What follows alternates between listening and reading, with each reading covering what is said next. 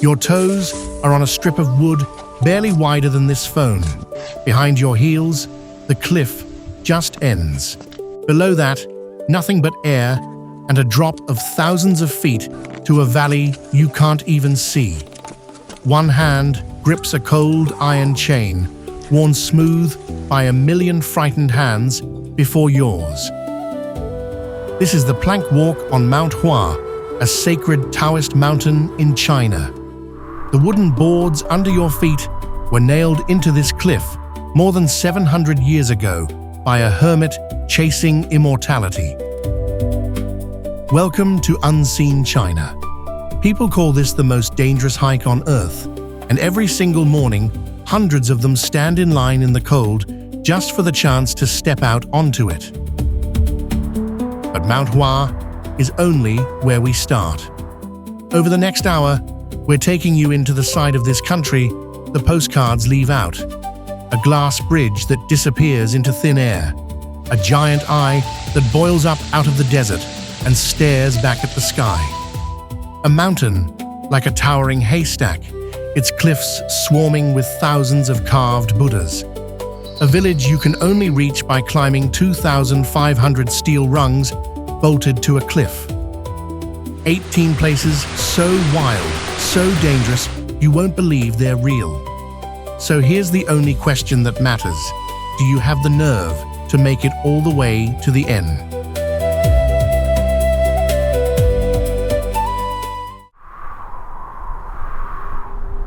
Before this was the most dangerous hike on Earth, it was one man's road to heaven.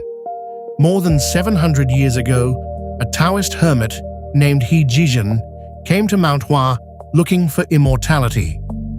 The 5 peaks of Huashan rise out of Shanxi province like the petals of a stone flower, and the south peak, the tallest, stands more than 7,000 feet above the valley. He wanted to live up there alone, closer to the gods, so he did something that should have been impossible.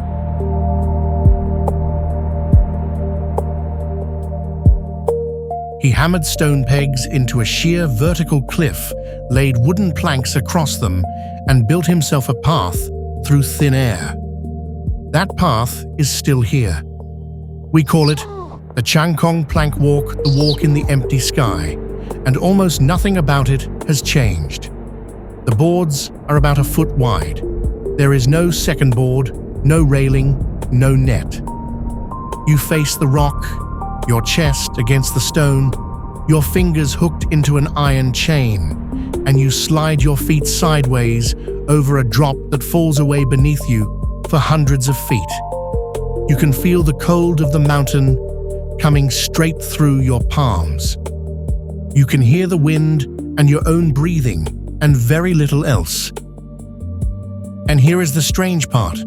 Nobody forces people up here. They choose this. On a busy morning, the line to step onto the planks can take more than an hour because the path is so narrow that climbers going out have to unclip from the safety rope and squeeze past climbers coming back. That single moment, 2 strangers trading places with their harnesses off 1 foot of old pine between them. And the sky is the most dangerous second on the whole mountain. This is not a place you come without a guide who knows it. Some who came without one never came down. So ask yourself honestly, before we go any further, would you take that first step? Hold on to your answer, because Mount Hua is only the gentlest of the heights we are about to show you. Now travel southeast into the green canyon country of Hunan province, where a different kind of fear is waiting. From a distance, you might not see it at all. That is the whole point. The Zhangjiajie Glass Bridge, known by its Chinese name Yuntiandu, was designed by an architect who wanted it to vanish a thin white line strung between 2 cliffs disappearing into the fog. What he built is a walkway made of glass. 99 panes of thick layered glass hung 980 feet above the floor of the Zhangjiajie Grand Canyon. Almost a quarter of a mile long. Nothing under your feet but the canyon and trees so far below they look like moss. This canyon sits right beside the towering stone pillars that helped inspire the floating mountains in Avatar. But the bridge is something else entirely. They hand you cloth booties at the entrance, partly to protect the glass, partly to make the whole thing feel like a dream you can't quite wake up from. And then something funny happens. Grown adults reach the first pane, look down, and stop. They sink to their knees. They grab the rail and will not let go.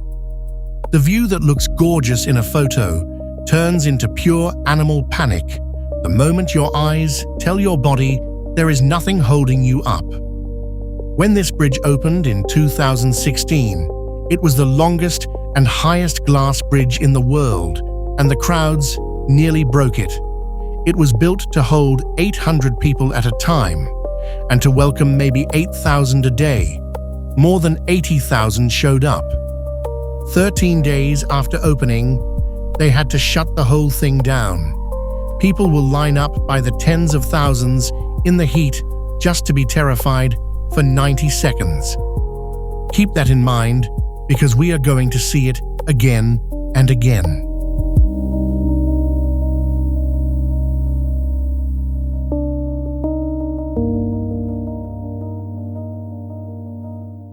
Deep in the forests of Guizhou province, a single spire of rock pushes up out of the mist, like a stone thumb pointing at the sky. This is Fanjingshan Mount Fanjing, one of the holiest places in all of Chinese Buddhism. The Chinese call this spire the Red Cloud's Golden Summit, and at more than 7,600 feet up its top is split clean in two by a deep crack in the stone. On one half sits a tiny temple that honors the Buddha of the present. On the other sits a second temple for Maitreya, the Buddha who is still to come. The only way from one to the other is a short stone bridge strung across the gap with nothing but open air beneath it. To reach them, pilgrims climb, not a few steps, close to 9,000 of them worn smooth and slick by 600 years of bare and sandaled feet, the last stretch so steep you haul yourself up by iron chains with the clouds pressing in around you. These mountains are ancient and quiet and full of life you will not find anywhere else on the planet. Somewhere in the fir forest below, the gray, snub-nosed monkey, a creature that lives on this one mountain, and nowhere else watches the pilgrims go by. And on the rare morning, when the light is right, something happens up there that the old monks named the Buddha's light. The sun throws your own shadow down onto the sea of clouds and rings it in a perfect circle of rainbow. For a few seconds, you stand inside a halo of your own making. People have climbed all that way and wept at the sight of it. That is the thing about the high places of China.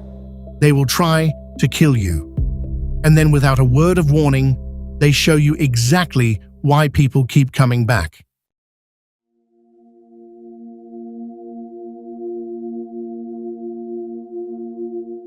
We started in the sky. Now let us go down to the water, where China hides a very different kind of death.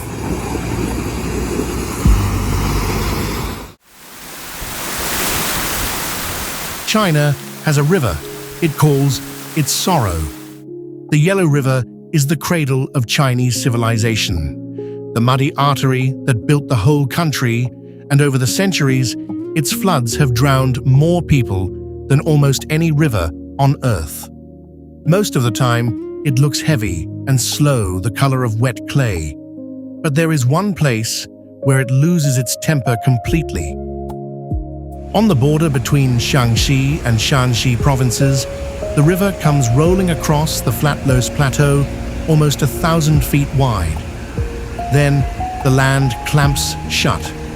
The banks squeeze the entire flood into a stone gap, barely 60 feet across, and all of that water has nowhere left to go but down.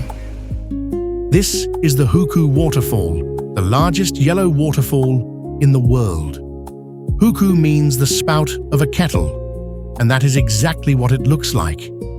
An entire river forced screaming through the mouth of a teapot.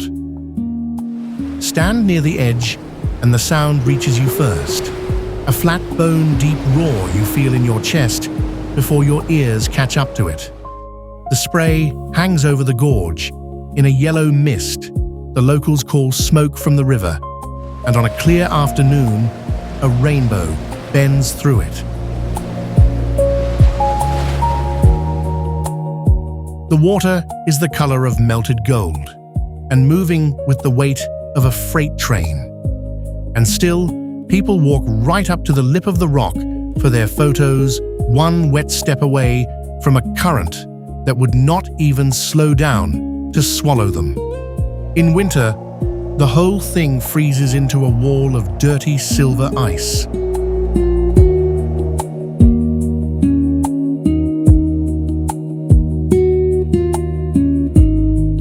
It is printed on the back of the 50 yuan note.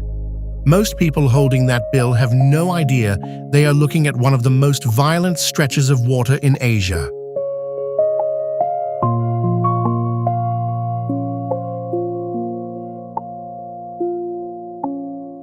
Now follow the water east, all the way to the coast of Zhejiang province, where the danger does not fall. It arrives. The Qiantang River runs quiet and wide past the city of Hangzhou, flat as a sheet of glass under a grey sky. For most of the month, there is nothing to see, but twice a day, the ocean tide pushes back up the river, and a few times a year around the Mid-Autumn Festival, that tide turns into a monster. Here is why. Hangzhou Bay is shaped like a funnel, almost 60 miles across, where it meets the sea, and only 13 miles wide, where it narrows into the river. When the tide rushes in, all that ocean water gets crammed into a smaller and smaller space, until it stacks up into a single wave, charging up the river against the current. People have called it the Silver Dragon for over 1,000 years. It is the largest tidal bore on the planet. You hear it long before you see it. Minutes go by with nothing but a low rumble, somewhere downstream. Then a thin silver line appears on the horizon, stretched across the full width of the river, and it grows, and it keeps growing, until it is a wall of water up to 30 feet high, moving at 25 miles an hour. It slams into the stone embankments and detonates straight up into the air. People have come to watch this for more than 2,000 years. Tide tables for the Silver Dragon were already being drawn up in the year 1056. And every autumn, more than 100,000 of them still line the banks to feel it pass. The problem is, the dragon does not respect the fence. The wave bounces off the walls, doubles back, and floods places the crowd believed were safe. People get plucked off the embankment and dragged under in front of everyone. Some are pulled out. Some are simply gone.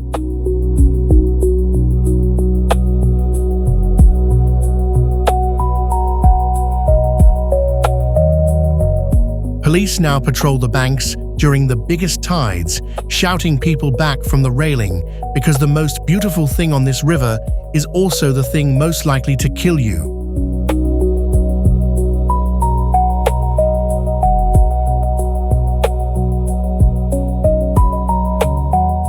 So far, the water has come at you fast. This last one does the opposite. It just waits at the bottom of the deepest hole in the country.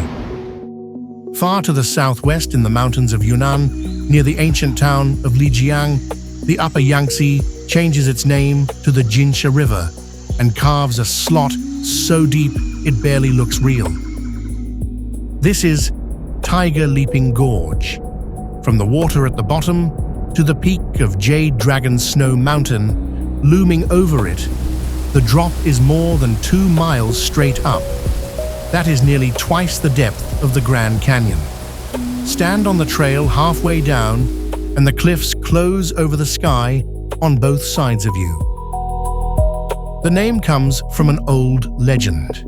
A tiger chased by a hunter is said to have escaped by leaping clean across the river at its narrowest throat, using a boulder in the midstream as a stepping stone. That gap is still only about 80 feet wide, and the rock is still there. The water pouring through it is not the gentle turquoise you see in the calm season. In flood, it churns to a brown rage, 18 rapids back to back, loud enough to drown out a person screaming right next to you. There is a stone tiger at the viewpoint now, and a line of tourists waiting to photograph it, while the river behind them roars on as if it has never forgiven anyone. People have lived down in this gorge for centuries. The indigenous Naxi, who farm the terraces, clinging to its slopes, still write in one of the last picture languages left on Earth.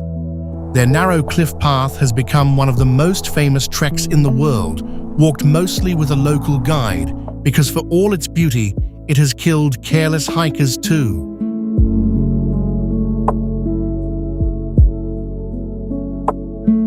We have seen what the water can do. Now we climb back up onto the cliffs. From high enough up, it does not look like a road at all. It looks like someone took a black ribbon and crumpled it against the side of a mountain fold, after fold after fold, until the entire slope was covered. This is the Panlong Ancient Road, coiled across the Pamir Plateau, in the far west of Xinjiang, near the old Silk Road city of Kashgar. The name means coiling dragon, and from the air, you understand instantly why. The numbers are almost funny. In about 22 miles, the road bends back on itself more than 600 times. Some of those turns swing past a full 180 degrees, doubling you straight back the way you came, all of it between 2 and 3 miles above sea level, where the air is thin enough to set your head pounding. This is no tourist stunt. For centuries, this pass was a thread of the ancient Silk Road, and today it exists mainly so that Tajik shepherds and their families can move between the high pastures and the valley town far below.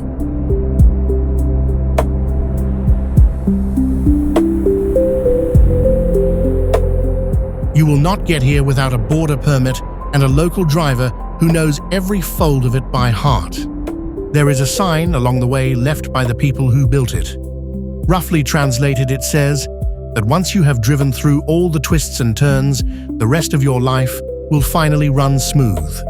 Up here, with the snow peak of Mustar Ata watching over your shoulder, and 1,000 feet of empty air past the edge of the asphalt that stops being a slogan and starts to feel like a promise you very much want to keep.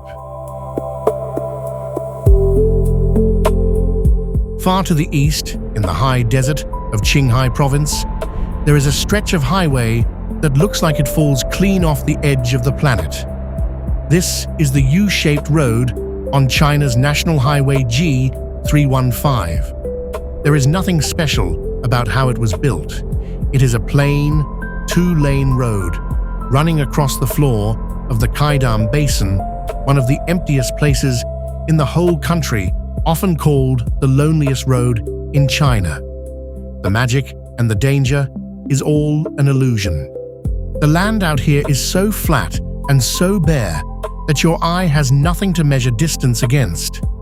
So when the road dips down into a shallow trough and climbs back out the far side, your brain simply refuses to read it correctly. From the bottom of that dip, the road ahead appears to shoot straight up and disappear into the sky. People pull over and stand in the middle of the lane to photograph it, which is exactly the problem. Because of that same dip, a driver coming over the rise cannot see anyone in the bottom until the last second, and out here, the trucks move fast.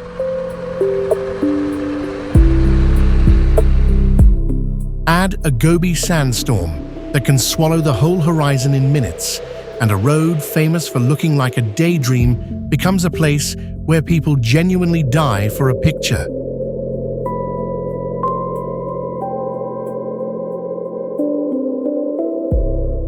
The last road in this run is different from the others, and not because of how it looks. It is because of who made it. There is a village called Lanying, tucked at the bottom of the deepest canyon in the Chongqing region, walled in on every side by cliffs.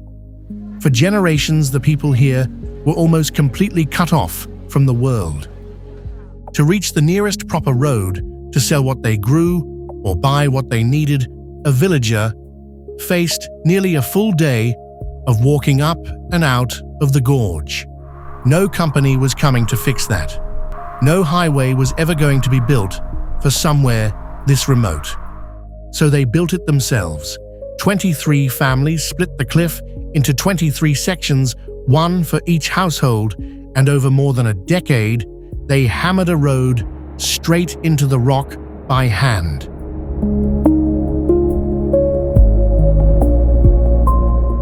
The Lanying Cliff Road is only about 3/4 of a mile long, but it clings to a sheer wall some 3,000 feet above the canyon floor, barely wide enough for a single car tilting at angles that drop your stomach into your shoes. So when you drive it today, you are not just looking at a frightening road, you are looking at the patience and the sheer stubbornness of ordinary people who refused to stay trapped. Some of the families who once gave up and left have started moving back. We have run out of cliff to drive on. Up next, China takes us somewhere harsher still, to places that are either frozen solid or burning alive.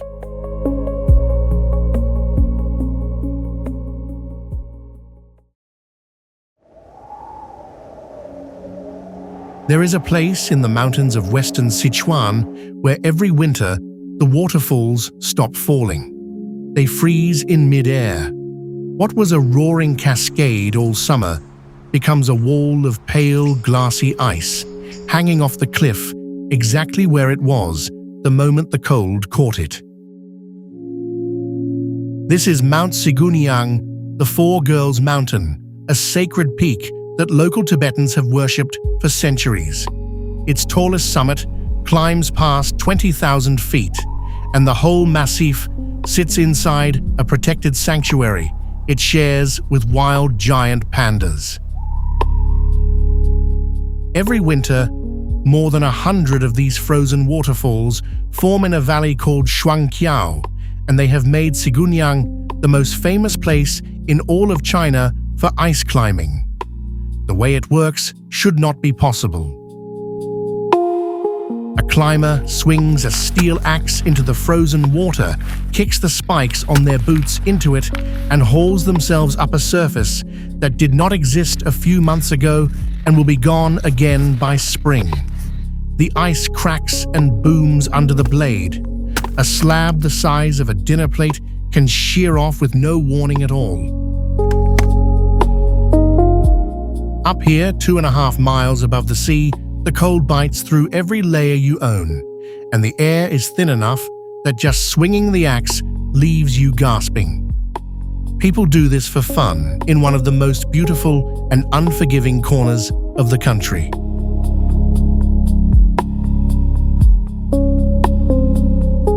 How do you get from ice that freezes a waterfall solid to ground hot enough to fry an egg? You travel about 1,000 miles northwest into the deserts of Xinjiang.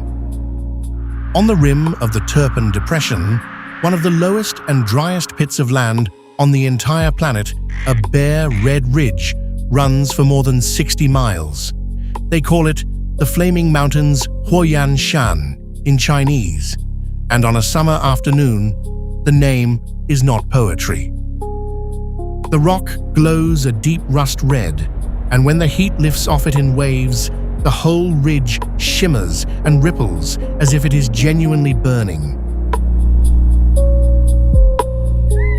This is the hottest place in China. The air can climb past 120 degrees Fahrenheit, and the ground gets hot enough well over 170 degrees that locals will bury an egg in the sand and let the desert cook it through. Nothing grows here. The wind feels like it is pouring out of an open oven. And if this place sounds like a legend, that is because it is one. In the classic story, Journey to the West, the Monkey King and his master, a wandering monk, find their road blocked by these very mountains.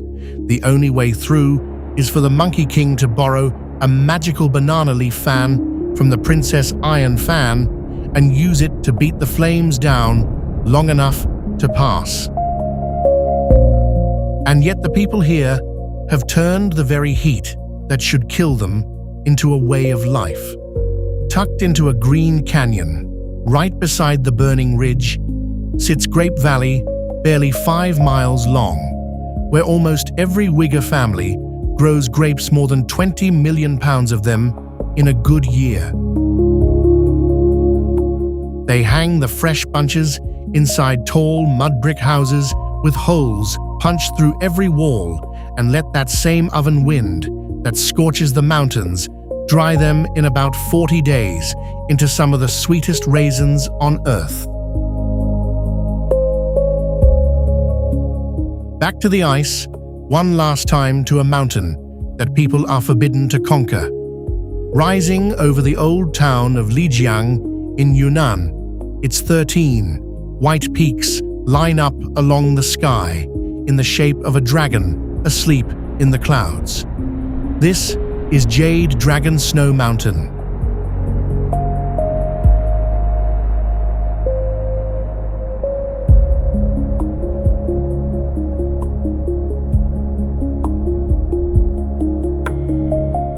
To the Naxi people who have lived in its shadow for more than 1,000 years, the same Naxi whose cliffside villages we passed back at Tiger Leaping Gorge, this mountain is not just rock and ice. It is the living body of their protector god, Sanduo. Its highest point, a peak named Shanzidu, stands more than 18,000 feet tall, and to this day, it has never been conquered. The few expeditions that tried were all beaten back, and now, out of respect for the Naxi, who hold its sacred climbing, it is simply forbidden. So how do millions of visitors still get close? A cable car lifts you to a boardwalk at around 14,800 feet, right up against the glacier. And this is where the danger hides in plain sight. The air that high holds so little oxygen that perfectly healthy people step off the cable car and feel their heads pound and their visions swim. Most carry little cans of oxygen just to walk the boardwalk, and the ones who get into trouble are almost always the ones who jog up the stairs for a photo. And then, just to keep you from taking any of this too seriously, the mountain hands you the strangest detail of all. Partway up this sacred oxygen-starved peak, inside the scenic area, you can buy a Big Mac or a bucket of KFC and even drink a cup of Starbucks coffee. Both have outlets up here, which means you can stand a few thousand feet below a summit no human is allowed to climb, eating the exact same fries you would get back home. There is an old Naxi story that says, lovers who were kept apart in this life would climb into these peaks to find a paradise where they could finally be together. Standing up there in the thin, freezing air, a glacier in front of you and a sacred dragon under your feet, you understand exactly why they believed it. We have run the country from frozen to burning. Up next, we leave the mountains behind altogether for a stretch of China that barely looks like Earth at all.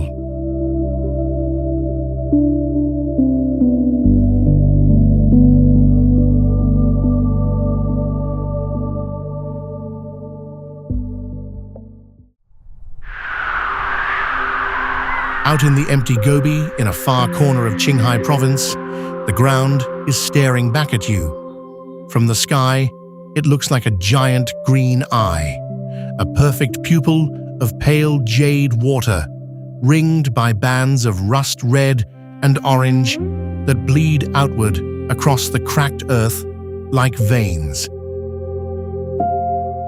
The locals do not call it a spring. They call it the Devil's Eye. Its real name is Aiken's Spring. Up close, it is worse than it looks from above. The water boils, not warm, boiling day after day, never once going still. The smell reaches you first sharp and rotten, with sulfur so strong that nothing survives here. No grass, no insects, no birds, just poisoned ground and that churning green eye pushing heat up from somewhere deep below. To stand beside it, you cross hours of open desert and walk out on a thin boardwalk over land that looks like the surface of another planet. Step to the edge. Look down. For a second, you forget you are looking at water at all.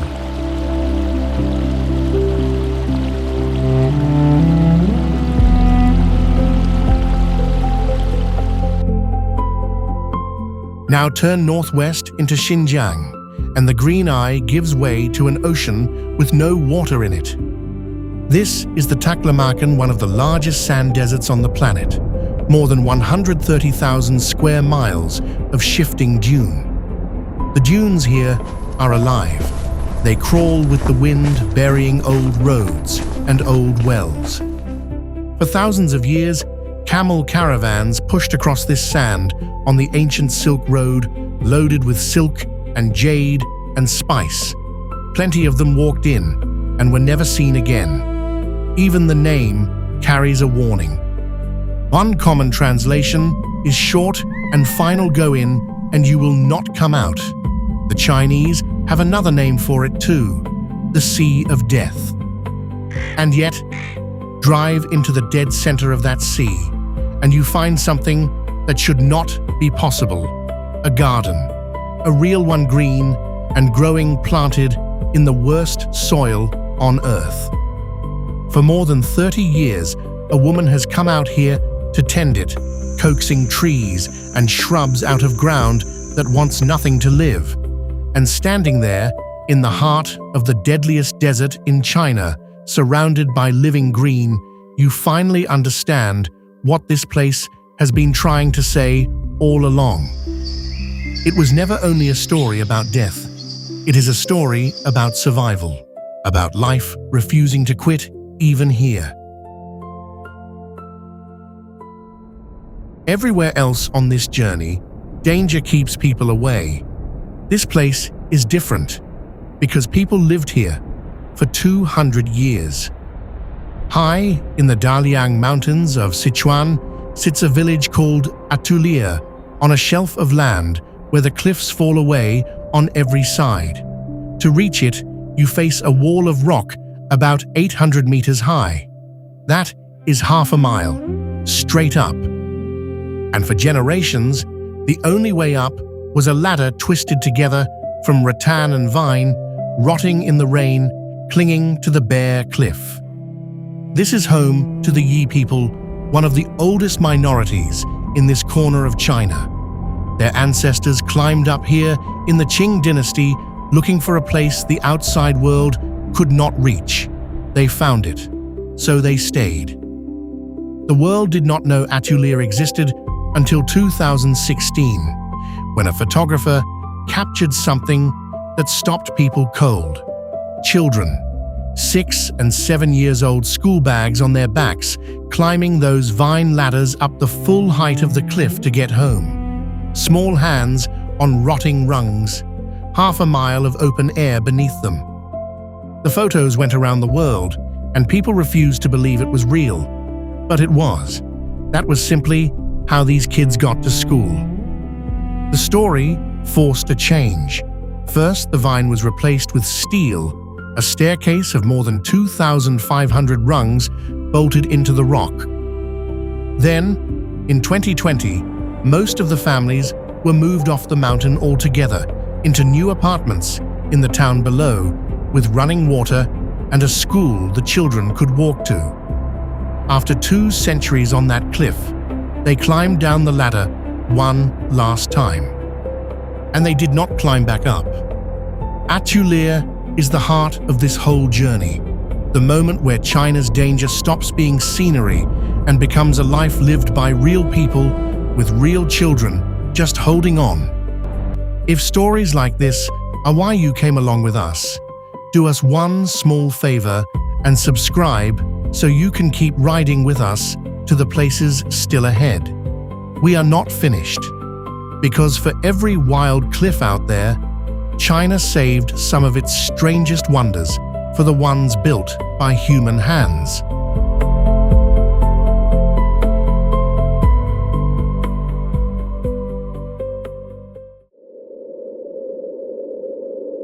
In the gorge below Mount Hengshan in Shaanxi, look up.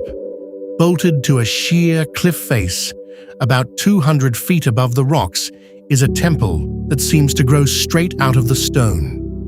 Wooden halls, narrow walkways, tiny courtyards stacked against a wall that falls away beneath them. This is the Hanging Temple, and it has clung here for more than 1,500 years. Here is the trick your eyes miss. Those thin wooden poles propping it up from below, most of them carry almost nothing. The real secret is hidden inside the rock, 27 wooden beams soaked in tung oil, so insects can never touch them, driven deep into the cliff like spikes. The temple hangs off the mountain itself. And there is one more thing that makes this place unlike any other temple in China. Inside, under one roof, 3 faiths sit together as equals: Buddha, the Taoist sage, Laozi, and Confucius. It is the only ancient temple in the whole country that honors all 3 at once. 1,000 years before the rest of the world started arguing about tolerance, someone quietly built it into a cliff. Head west into Gansu, and the mountain itself changes shape. Out of the green hills rises a mound of rock that looks exactly like a giant haystack. That is literally how it got its name, Maijishan, the wheat stack mountain. But look closer, and the surface of that haystack is alive. Carved into the bare cliff, climbing hundreds of feet up the rock face, are 221 caves, holding more than 7,000 Buddhas. Some tower 50 feet tall, some are smaller than your hand.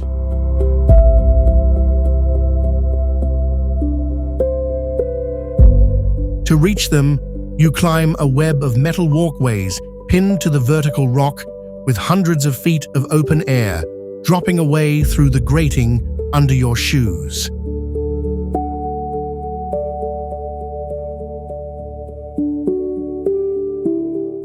This is one of the great treasures of the ancient Silk Road, more than 1,500 years in the making.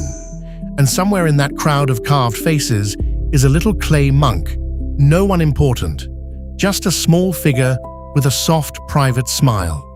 He has been smiling like that for over 1,000 years. Stand in front of him, and it is hard not to smile back.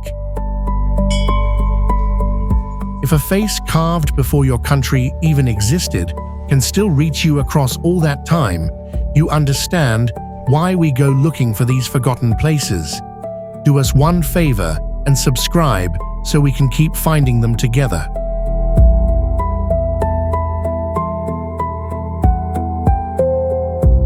Now, for something that should not exist at all. Deep in the mountains of Jiangxi, an entire town hangs off the cliffs. Wooden houses stacked up a vertical canyon, bridges strung across the gap, waterfalls pouring past the windows. After dark, it lights up like a paper lantern, and it looks like a city of immortals lifted straight out of an old Chinese legend. They call it Wangxian Valley, the Valley of the Immortals.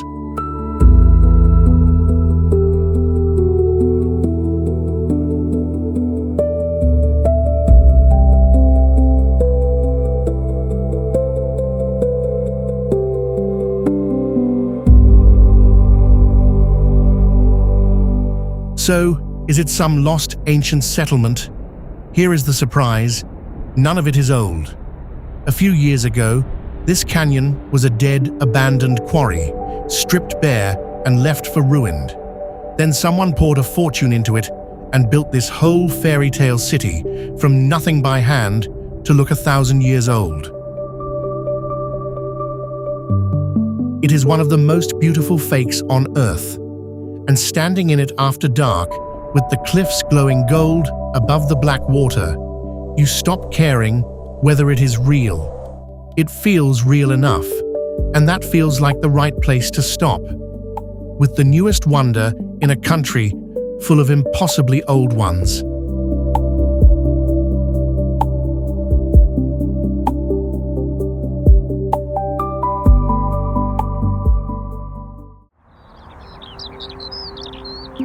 That is the China most of the world never sees.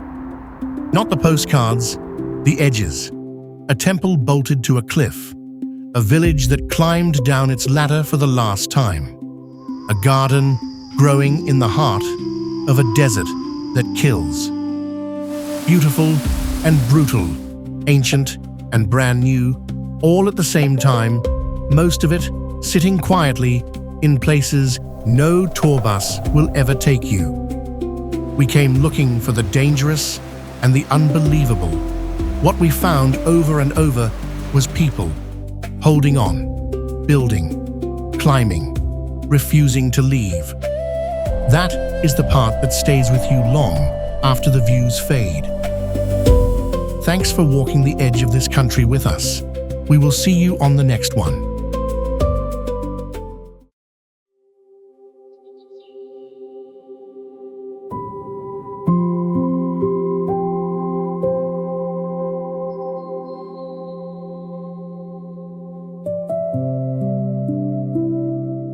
You know the desert. You know the ocean. You've seen both 1,000 times. But what if I told you there's a strip of land barely wider than a city where they collide, where a 40-ton wild animal chooses every single year to swim up to strangers and let them touch its face, not in a zoo, not in a tank, in the open ocean. And that is only the first thing on this list. This place is called Baja California. Most people picture beaches, resorts, margaritas. They are wrong about almost all of it. 800 miles long, barely 50 miles wide in places. You can stand in the middle and see two oceans at the same time, one warm and full of color, one cold and dark and restless.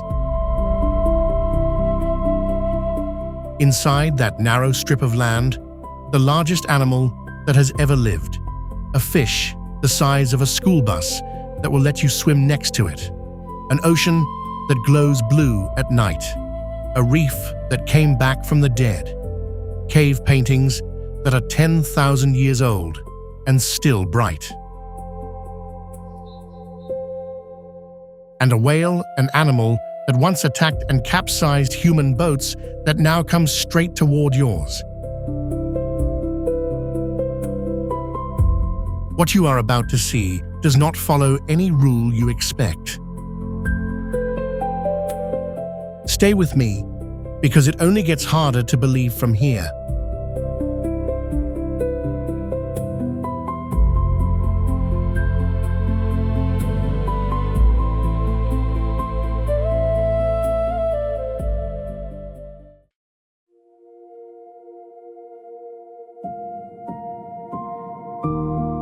The boat engine cuts off.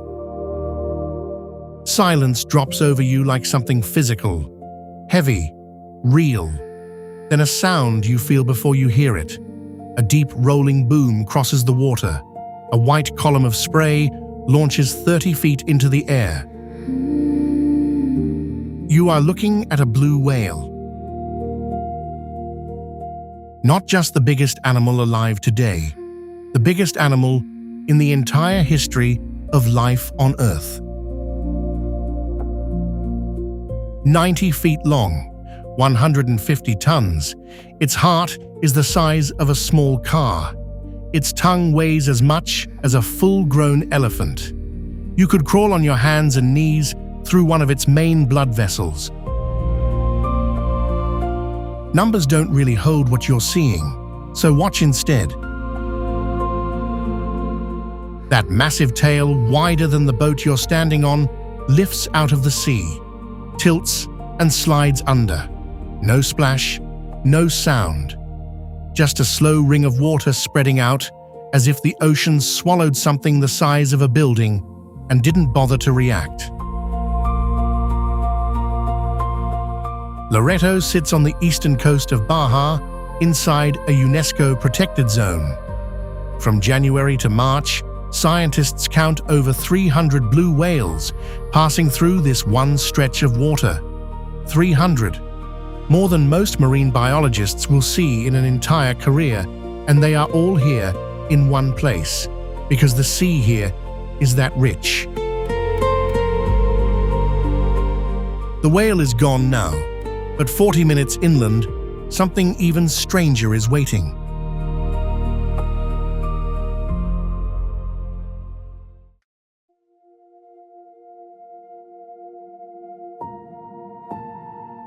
The blue water disappears behind you. The road climbs, and the world stops making sense. White rocks the size of houses, a sky so pale it looks bleached, and rising from the ground in every direction, cactus, but not the small kind you keep on a windowsill. These are carden cactus, 60 feet tall, taller than a 6-story building. Each one can weigh 25 tons. Some of them have been growing here for over 200 years. Then you see something else.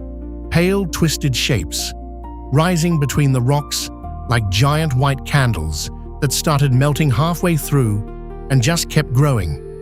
These are called boojum trees. A single one can live more than 700 years. They have no close relatives anywhere on Earth. They exist only here. Stand still. The heat presses your shoulders down. Your throat dries in under a minute. The silence here is heavier than the silence at sea. Thicker, hotter, almost solid. Why is this place so strange? Because Baja tore away from mainland Mexico 5 million years ago. 2 plates of the Earth's crust slowly pulled apart. The Sea of Cortez flooded the gap, and everything living here cut off from the rest of the world had millions of years to become something new. You are not in a desert. You are inside a living laboratory, life left alone, doing whatever it wants. And the desert is just warming up.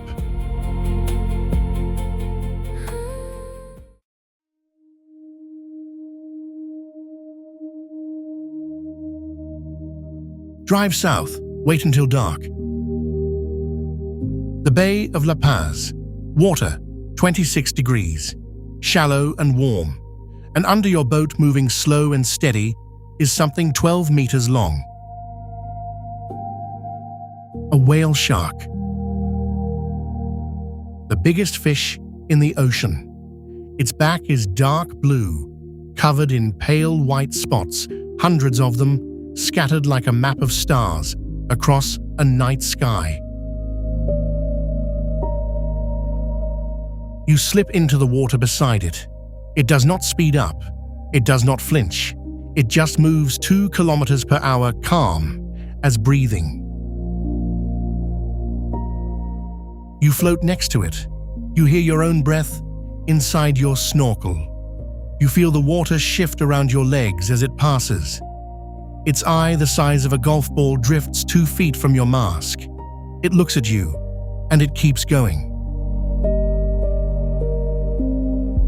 Whale sharks eat only tiny plankton. They are completely harmless. But your brain is not convinced of that because you have never been this close to something built on this scale. At 12 meters, this animal is not from your world. In peak season, scientists count over 400 whale sharks in this one bay. You are not in danger, but you are very, very small. And Baja is not done with you yet.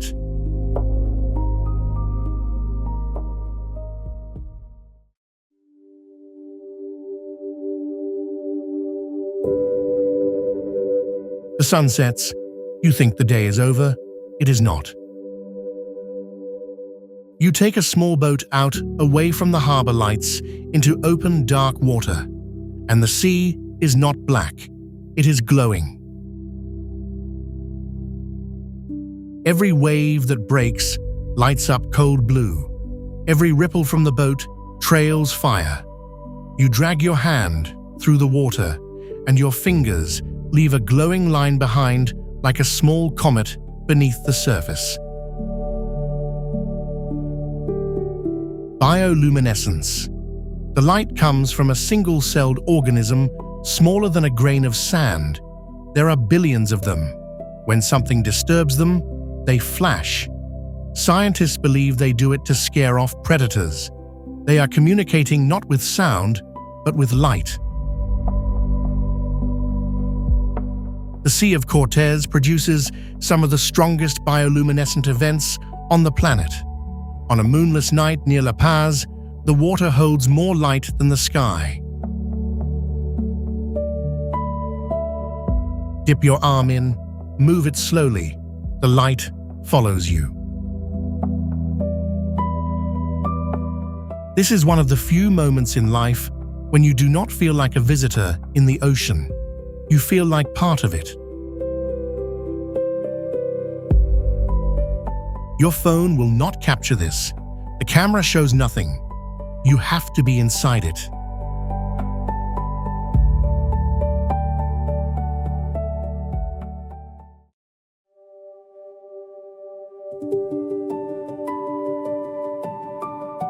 Come back the next morning, get on the boat, and listen.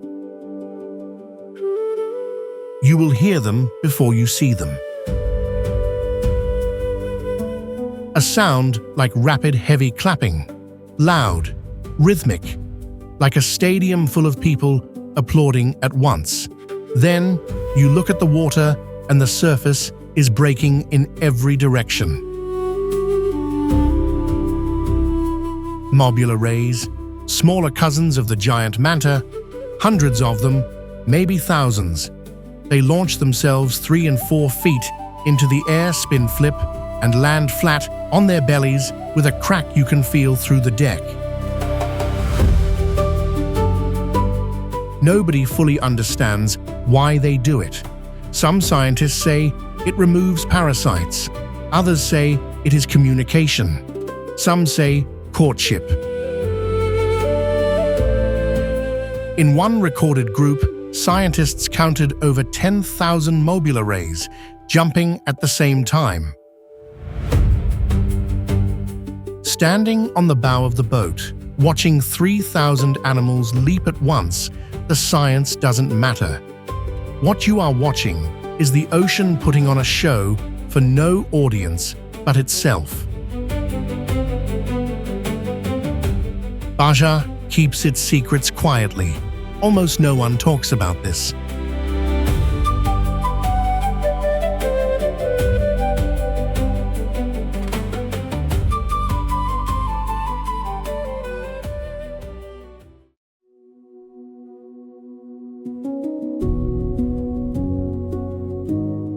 A different beach, a different night. The sand is dark under the moon. The water is warm, and 2 feet below your feet, something is moving. The sand cracks open. First 1, then 10, then 100. Baby sea turtles. Each one no bigger than the palm of your hand. They have been waiting in that nest for 50 days. Their mother dug the hole in one wild night and never came back. And somehow, by something science still cannot fully explain, every single one of them knows exactly which direction the ocean is.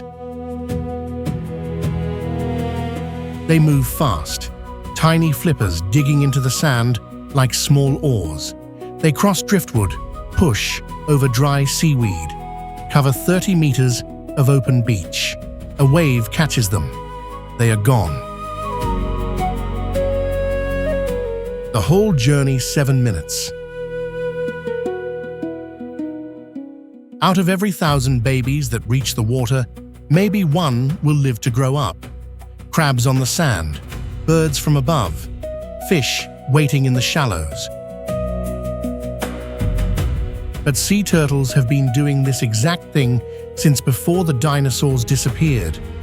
66 million years ago, on some other dark beach, this same scene was playing out. The plan has not changed. Some things on this planet just keep going.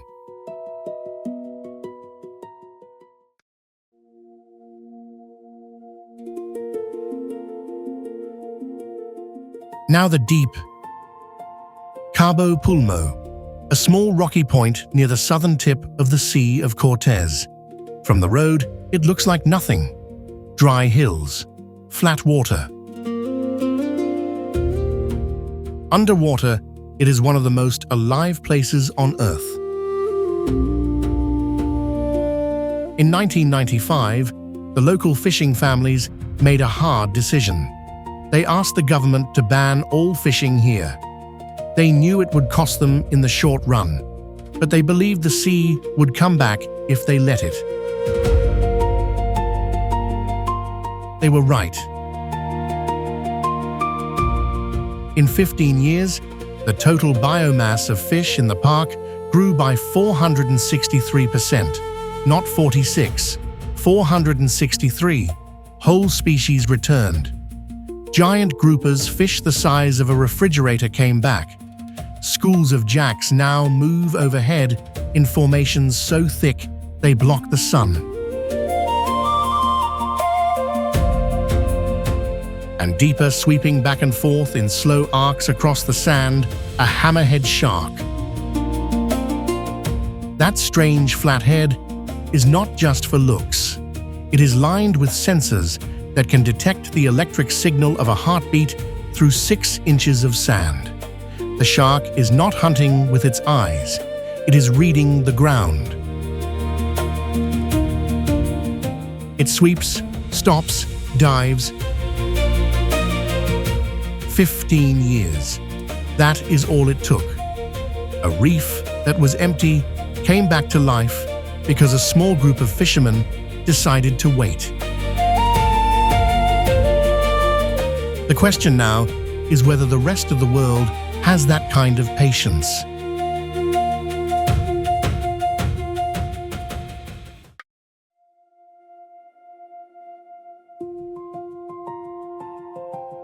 A 100 miles from the nearest city, 2 hours on a road that stops being a road when it rains.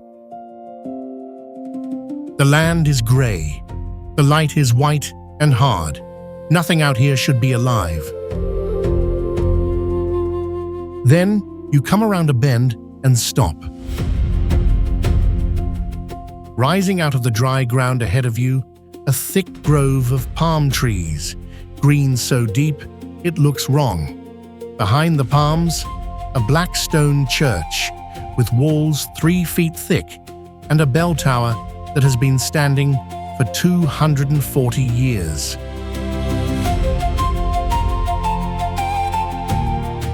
Mission San Francisco de Borja, built by Jesuit priests in 1762, one of the best preserved colonial structures in North America, and almost no one on Earth has heard of it.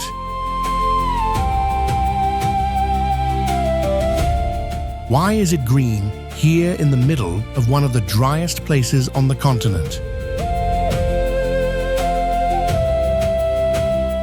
One underground spring, It has never stopped flowing. Not during the worst droughts of the 1800s. Not during the dry decades of the 1900s. The water comes from rain that fell on distant mountains 50 years ago. It traveled slowly through solid rock all that time before arriving here. Step into the shade of the palms. The temperature drops 10 degrees in 3 steps. The ground is damp under your shoes. Birds that have no business being in this desert are singing somewhere in the leaves above you. Life finding the one crack in the stone, refusing to move.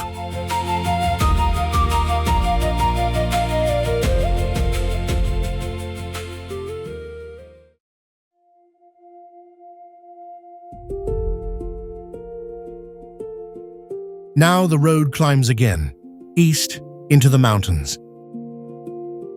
The cactus thins, the rocks change, oak trees appear, then improbably pine trees. By the time you reach 10,000 feet, you are in a completely different world. Cold air, real cold, snow on the ground even in spring, a sky so deep blue it does not seem to belong to the same planet as the desert below. The air here is so dry and so clean that at night the stars do not twinkle. They burn, steady, still, like something nailed in place. That is exactly why in 1971, astronomers built one of the most important observatories in North America right here. The telescopes at the San Pedro Mata Observatory study light that left distant galaxies before Earth even existed. Think about that. A peninsula most people picture as a beach destination is also one of the places humans look deepest into the universe. There is something fitting about that. A land this far from ordinary should be the place where we look for things even further out.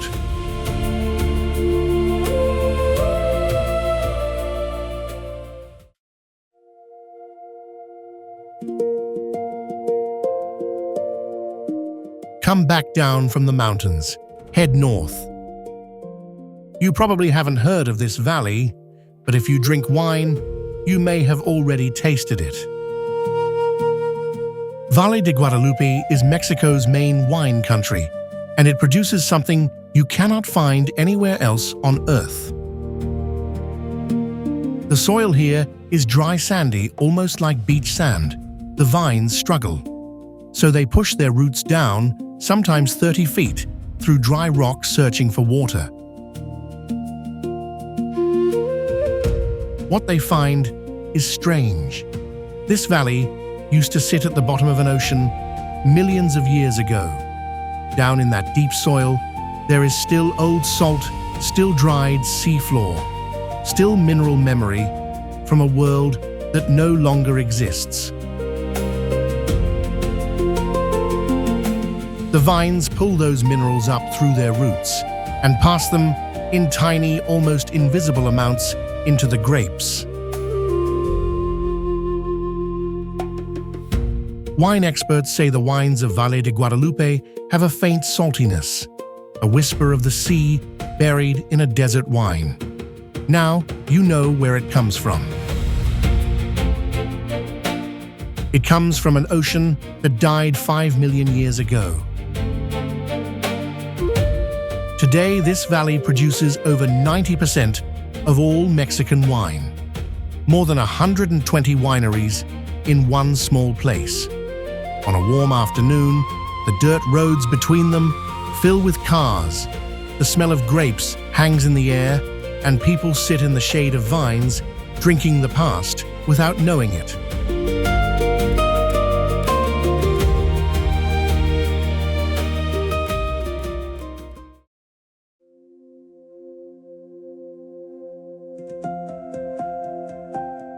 Now, one of the strangest stories on the planet. Halfway down the Pacific coast is a town called Guerrero Negro. Salt flats so large they are visible from space.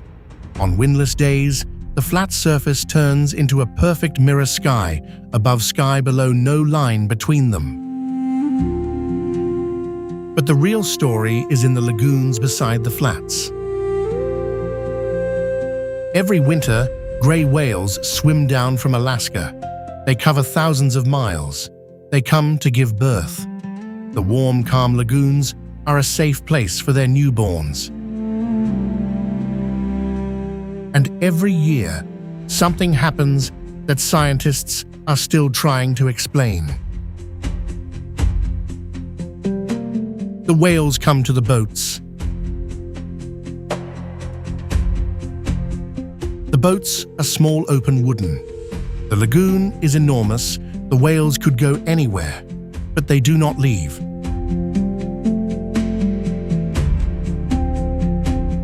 A 40-ton mother gray whale with her newborn beside her swims slowly toward you. She turns onto her side. One huge dark eye looks straight up at you. Then she lifts her head gently until it touches the side of your boat. She waits. You reach out. You place your hand on her skin. It feels like warm rubber, cool on the surface, alive underneath. You can feel her breathing. Her baby drifts up beside her, curious, and bumps the hull with its small head.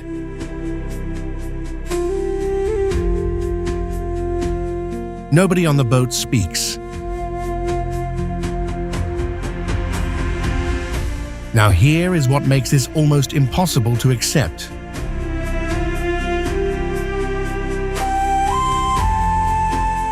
In the 1800s, these same gray whales were known as devilfish. They were so violent toward whalers that they would charge and capsize boats, dragging men into the water. By 1874, gray whales in the Atlantic were gone entirely. The Pacific population had fewer than 2,000 left.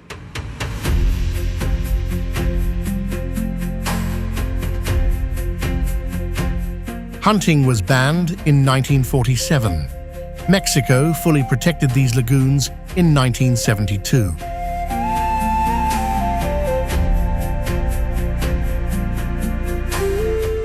In roughly 60 years, only 2 whale generations, their behavior toward humans changed completely. They stopped running. They started coming closer.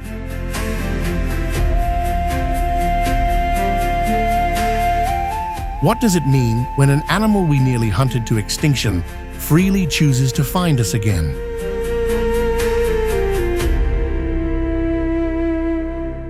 Science can answer parts of that question. The rest of us need a different word for it. Forgiveness comes close.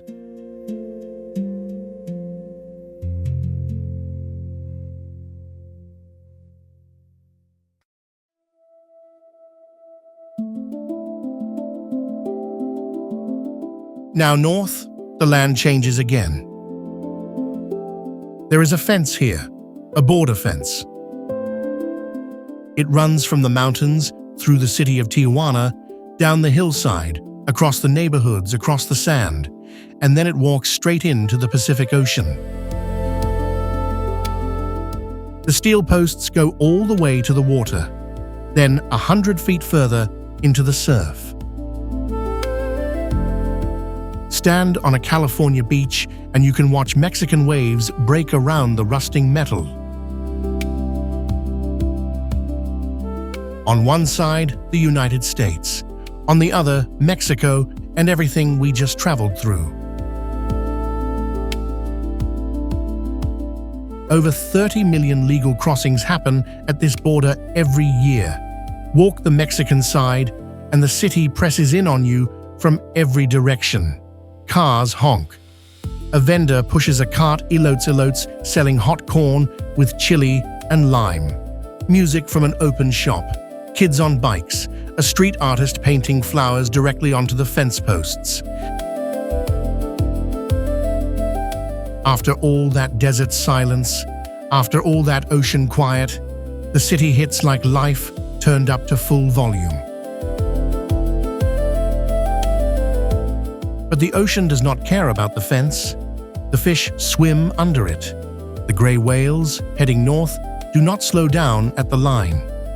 The glowing water moves freely through the steel at night. Nature, in the end, is not impressed by lines on a map.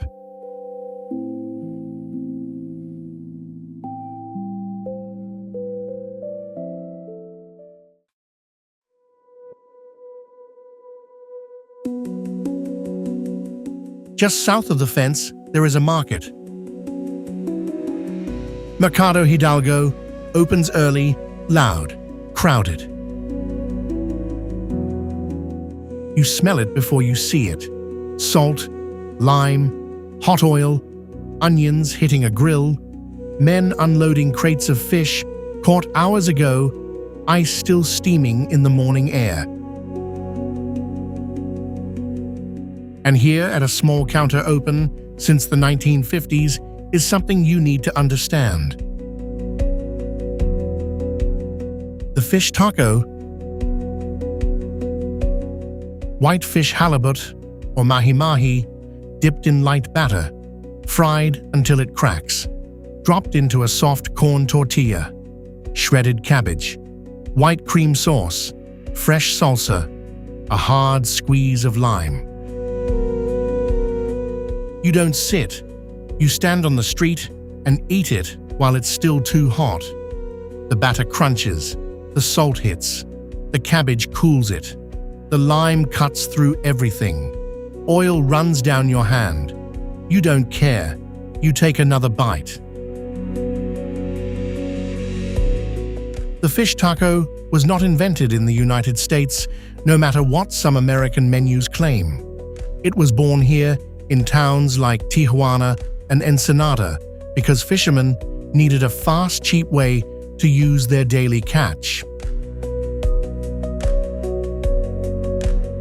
The crispy batter style came partly from Japanese fishing families who settled on this coast in the early 1900s. A taco born from a meeting between a Mexican fishing town and a Japanese cooking technique on a peninsula at the edge of the Pacific. Two cultures, one ocean, one hot pan. A $2 taco with a story most people never think to ask about.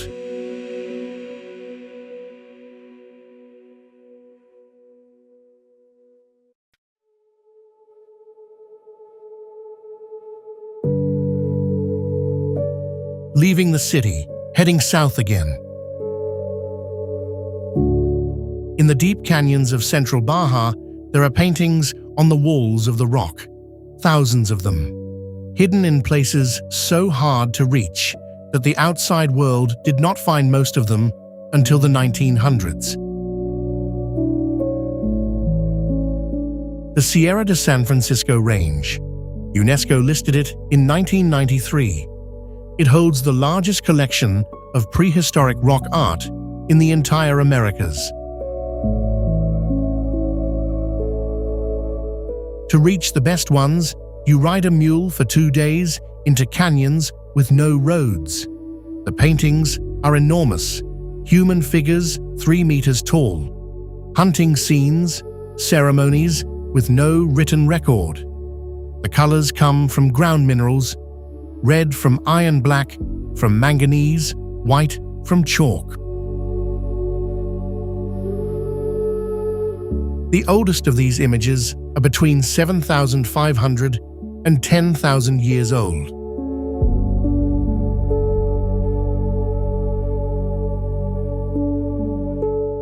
When Jesuit priests arrived in Baja in the 1600s, the local Cochimi people showed them the paintings.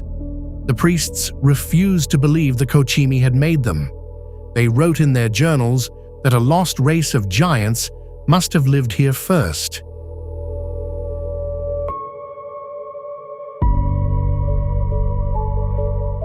The Kochimi answer, recorded in letters that survive today, was simple. These are ours.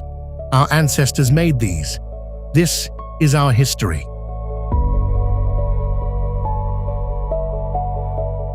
The priests wrote their own theory down anyway.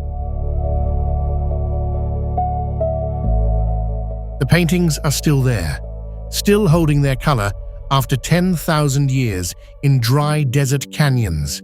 They will outlast everything we are building today.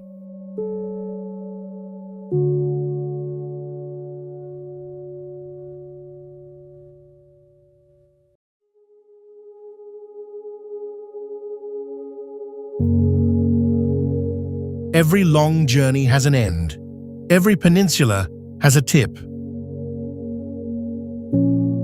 You have come 800 miles down the spine of Baja California. You have shared the water with the largest animal in the history of life. You have walked through a desert that looks like another planet. You have swum beside a fish covered in stars. You have seen the ocean glow at night and leap in the day. You have touched a wild whale. You have tasted a wine made from a sea that died 5 million years ago. Now you stand at Land's End, Cabo San Lucas. Behind you, a resort town, hotels, over 1.5 million visitors a year. In front of you, right here, at this exact point, 2 oceans meet. The Sea of Cortez, warm, calm, turquoise. The Pacific Ocean, cold, dark, restless. They do not mix easily. The temperature shifts several degrees within 100 meters of swimming. The color changes from turquoise to deep gray blue in a line you can follow with your eye. And right where they crash together, the Pacific has cut something into the rock at the very tip of the peninsula. A hole. El Arco, the arch, 40 feet tall, carved by waves over 10,000 years. Small swells still push through the tunnel beneath it, making a sound like something slow and deep breathing. Sea lions sleep on the rocks below. Brown pelicans, wingspans 6 feet across, glide through the arch at wave height. Perfect, never touching the stone. Like they have been flying this exact route for generations. They have. Stand here and you feel something hard to name. This is the edge of a continent. Behind you, 2,000 miles of North America. Ahead, 4,000 miles of empty Pacific before land again. The wind on your face has been crossing open water since Hawaii.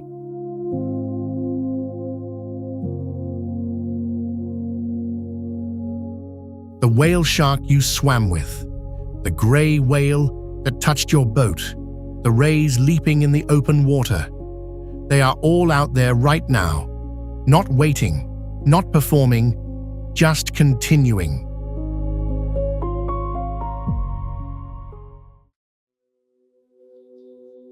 Baja gets called a frontier, a last wild place. People mean it geographically far undeveloped, hard to reach. But there is another way to read it. A frontier is a place that shows you what life does when it is left alone, where the usual rules bend, where nature solves problems we have not thought to ask yet. The Carden cactus learned to survive 200 years without a river. The gray whale learned to forgive in 2 generations. The ocean learned to communicate in light. The cave painters made something that has lasted 10,000 years without asking anyone to remember it. Baja did not design any of this. It just kept going. Here is what the brochures will not tell you. This place is under pressure. The aquifer feeding the vineyards and the old mission is being drawn down faster than it refills. Development near Cabo is accelerating. Marine biologists are watching the reef closely. Cabo Pulmo's recovery worked because local fishermen held the line for 15 years, not because of a government program, but because they believed the ocean would come back if they gave it time. It did. The question is whether that same patience holds as more people arrive every year. You are still traveling through something that works. That is rarer than you think. The sun is dropping, El Arco goes dark, sea lions shift on the rocks. On the Pacific side, long gray waves roll in from somewhere very far away. On the Sea of Cortez side, the water is still. A pelican lands. Somewhere out in the open water, a fin breaks the surface just for a second and is gone. This is Baja. Even at the very end, it gives you one more thing. There are still coves here that no road reaches. Walls of paintings no camera has ever captured. Reefs so far from any harbor that researchers have to plan for weeks to reach them. Baja California is 800 miles long. We have barely scratched the surface.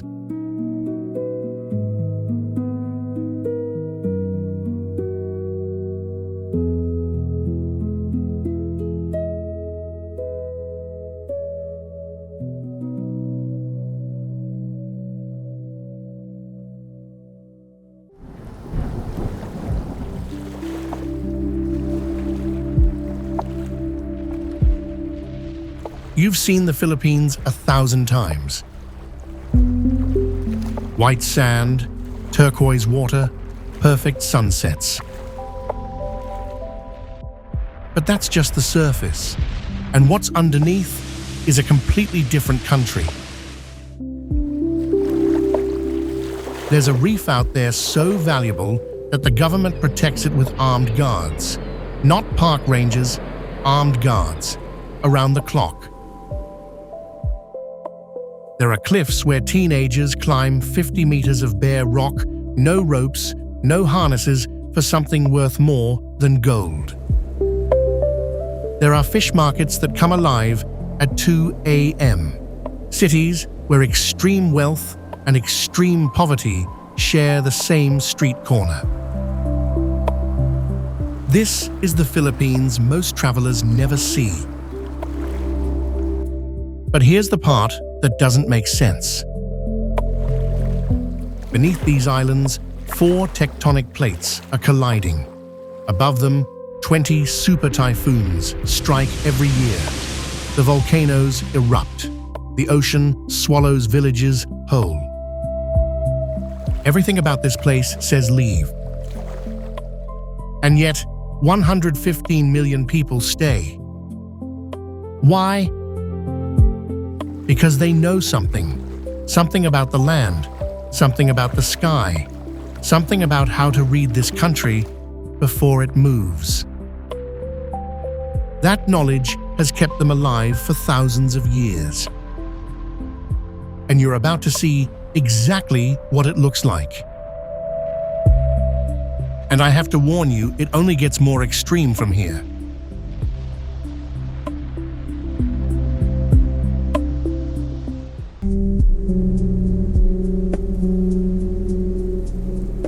Stand at the base of Mount Mayon and look up. A perfect triangle rises 2,462 meters into the sky. so geometrically flawless that geologists argued for 2 centuries whether something that symmetrical could actually exist in nature.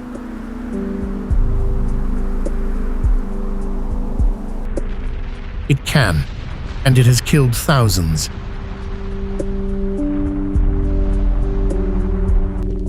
Mayon has erupted 51 times since 1616, but there's one eruption no one here forgets.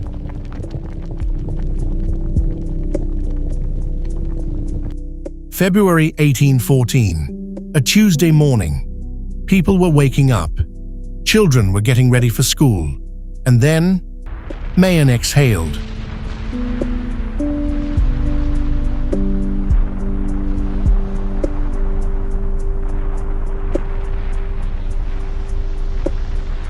Pyroclastic flows poured down the slopes at over 100 kilometers per hour. Not fire, something worse. Superheated gas and ash at temperatures that vaporize human tissue on contact. The town of Kagasawa didn't burn. It was buried alive.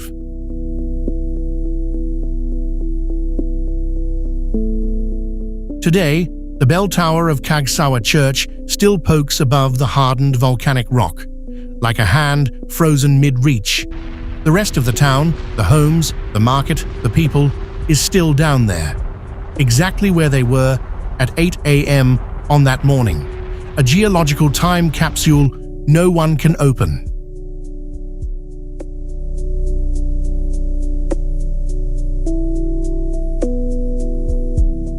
As recently as 2018, rivers of lava crept down Mayon's flanks for weeks. Over 70,000 people evacuated. When it stopped, they went back. Not because they had nowhere else to go, because the land is theirs. And in the Philippines, danger and home share the same address.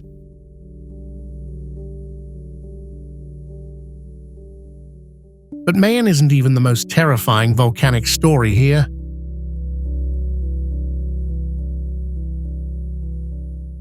For that, you need to cross the water, to an island so small you can drive around it in 2 hours.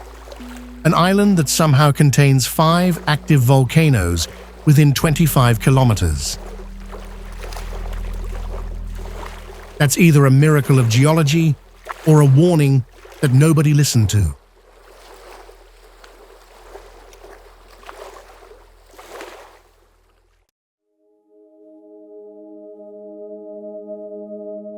Camiguin Island, population 90,000, volcanoes 5. In 1871, Mount Vulcan erupted so violently it created an entirely new volcanic cone overnight. An entire municipality packed up and moved inland, but they couldn't move the cemetery. Today, that cemetery sits partially underwater. At low tide, you can see the old tombstones and crosses through the shallow coastal water. The Filipinos call it the sunken cemetery. They dive near it. They visit it. They bring their children to see where their great-great-grandparents are buried beneath the waves.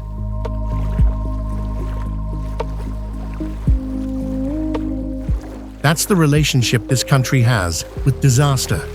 You don't run from it. You remember it. You build around it. But what happened on this same island 80 years later is something you can't build around. December 4th, 1951. Early morning, Mount Haibok released what volcanologists call a pyroclastic density current. No dramatic explosion, no warning, just a silent, ground-hugging wave of volcanic gas, superheated to over 800 degrees Celsius, rolling down the mountainside like something liquid. It reached the villages below in minutes. people didn't burn, they vaporized. More than 500 lives, gone before they could scream. Even the animals in the fields were killed so instantly that their outlines were preserved in the ash. Shadow prints of creatures that had been alive 1 second and weren't the next.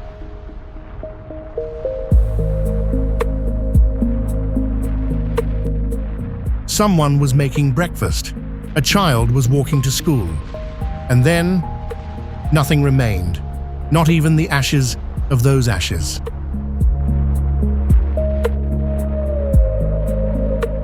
Now imagine choosing to live somewhere the sky itself can become lethal.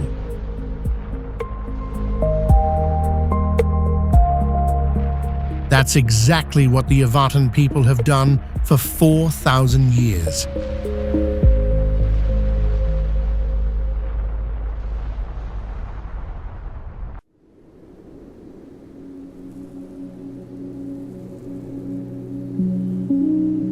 Follow me north, past Luzon, past everything you recognize on the map, to the very top of the Philippine archipelago.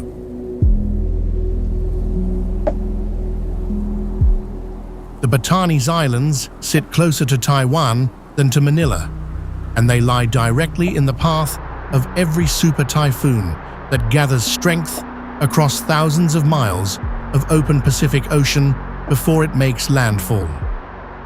These aren't ordinary typhoons. By the time a cyclone reaches Batanes, it has organized into something meteorologists classify as a super typhoon. Sustained winds above 240 kilometers per hour. Storm surges that throw fishing boats a kilometer inland. Walls of water that would flatten any modern structure. The Avatan didn't build modern structures. Their houses are carved from limestone blocks up to 1 meter thick. The roofs are packed Kogon grass, nearly half a meter deep.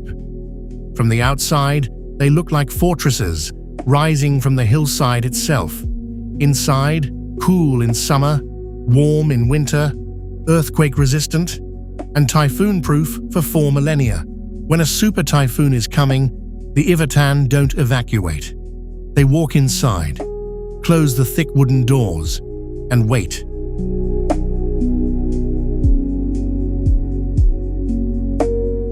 The stone breathes, the wind screams.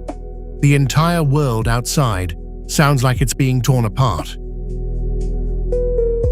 And in the morning, they come back out, check what needs fixing, and carry on. Stand on the cliffs of Batanes when a storm is rolling in, and you feel it before you see it. A low vibration in your chest. A drop in air pressure that makes your ears pop.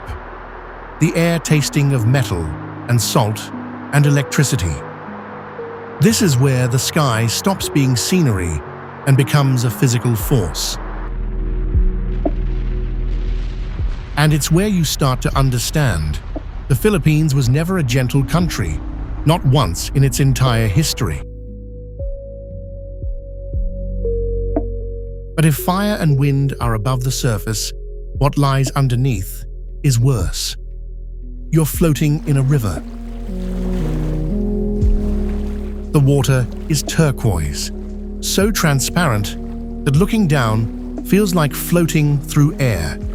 The forest around you is silent. Light filters through the leaves. It's one of the most peaceful places you've ever seen. You have no idea what's directly beneath your... But we'll get to that. First, let's go underground.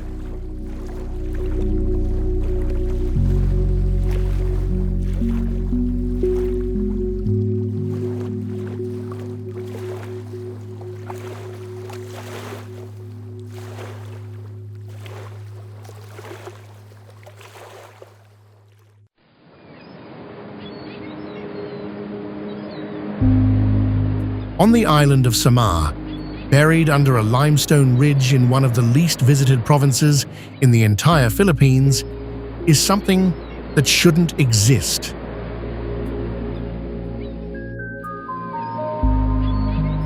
Langungobingob Cave, at least 46 kilometers of explored passages, and researchers believe the unmapped sections could double that.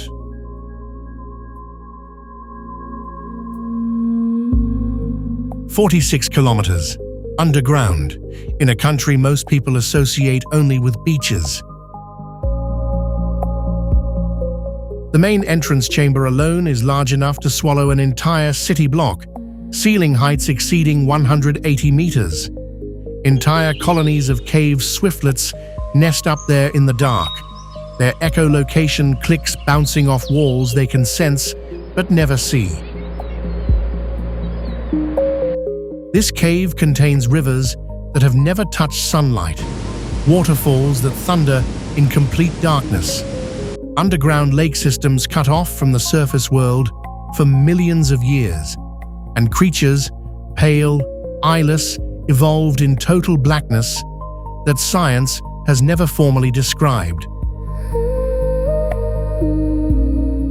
When caving expeditions go deep into Langungobingob, they bring days of food and equipment, because if something goes wrong down there, a rope failure, a flash flood, a wrong turn, the cave doesn't negotiate. It simply closes around you. Now, back to that beautiful turquoise river.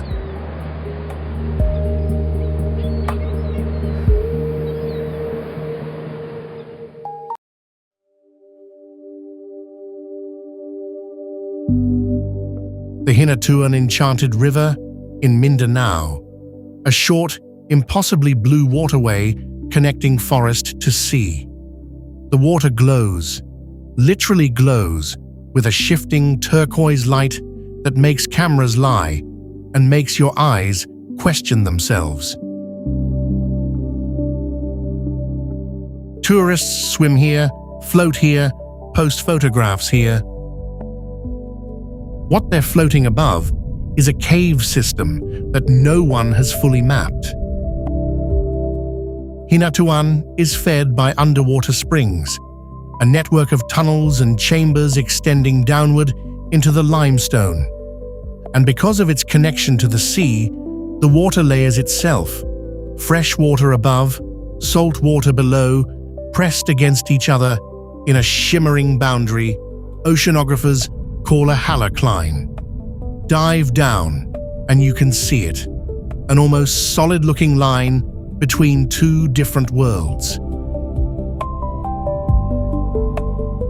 Divers who followed those tunnels deeper described the moment when visibility collapses to zero, when the current reverses without warning, when the passage narrows until the rock is pressing against both shoulders at the same time. Several of them never came back up. The Filipinos call it the Enchanted River. In local folklore, ancient spirits guard the water, welcoming respectful visitors and pulling underwater those who aren't. You can laugh at that. But the divers who went down laughing are still down there. And if you think underwater caves are dangerous, wait until you see what people do above them.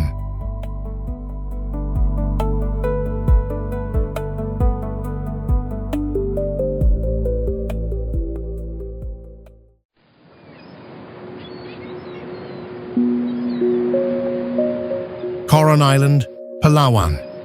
You've seen the photographs. Turquoise lagoons, limestone karst cliffs rising from the water like broken teeth. World War II shipwrecks. Japanese supply ships sunk in 1944, their hulls now encrusted in coral.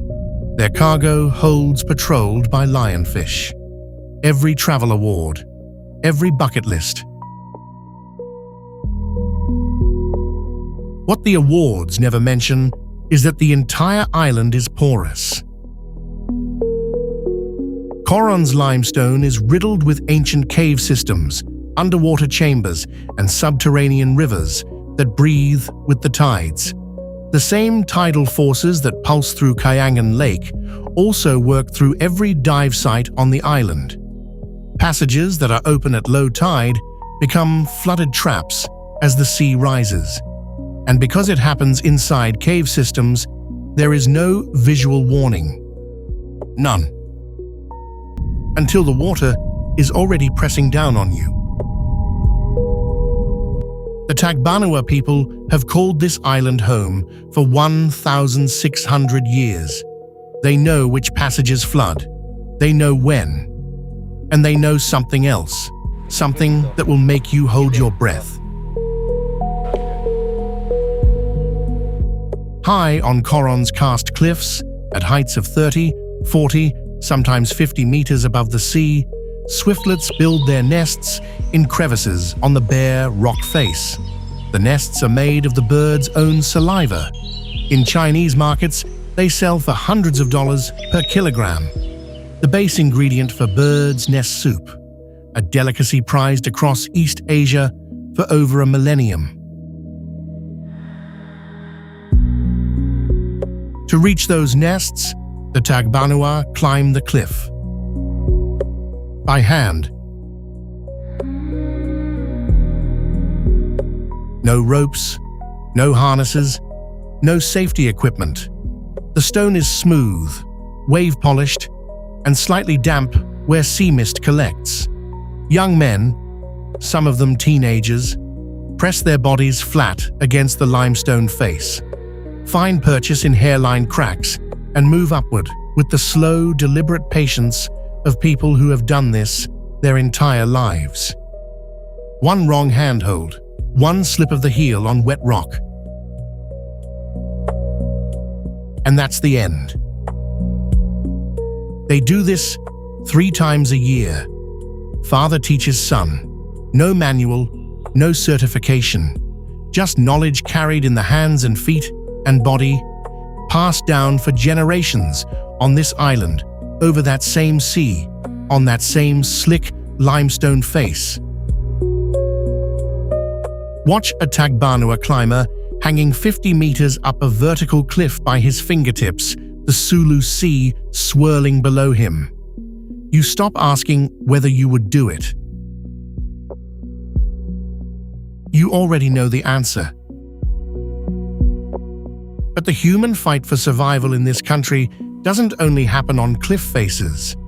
Sometimes it happens in places so crowded you can barely breathe.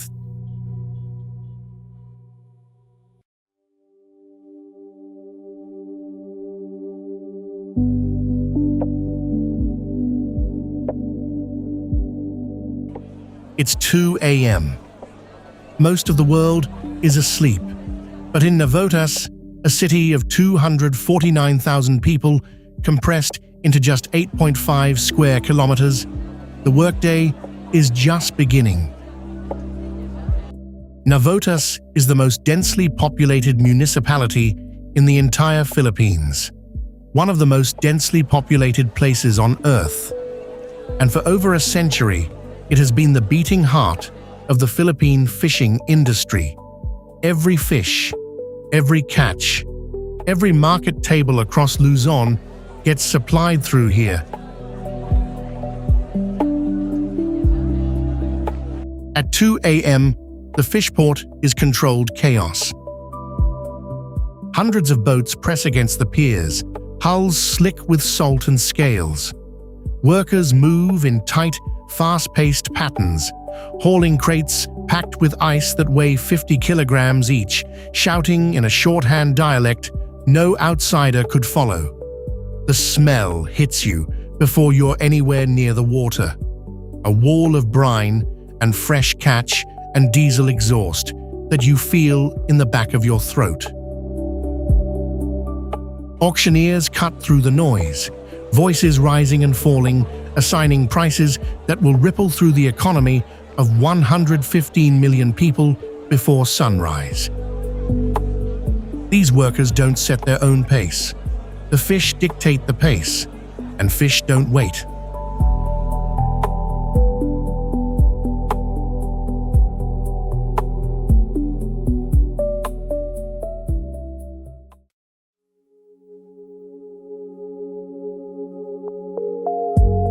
travel almost 1,000 kilometers south to General Santos City on the island of Mindanao. They call it Gensan. They also call it the tuna capital of the world. Over 60% of the Philippine tuna catch passes through this single city. Hundreds of thousands of metric tons per year.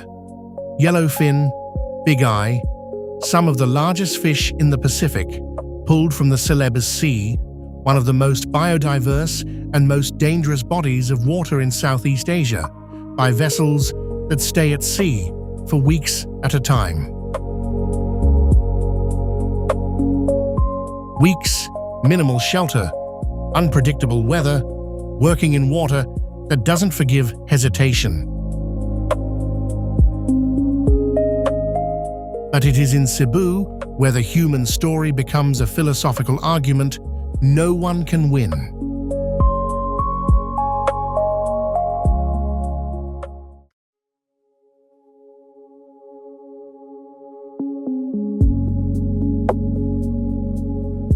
Cebu is the oldest city in the Philippines.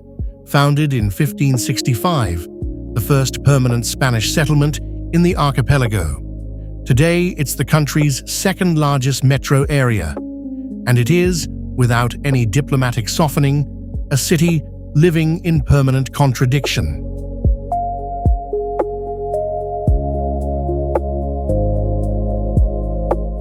Walk 1 kilometer through downtown Cebu. You will pass air-conditioned malls with Louis Vuitton and Hermes. Turn the corner and you're in an informal settlement where 8 people share a structure built from salvaged wood and corrugated metal. 2 blocks from a university doing internationally competitive research, a market where vendors sleep on their own tables between customers.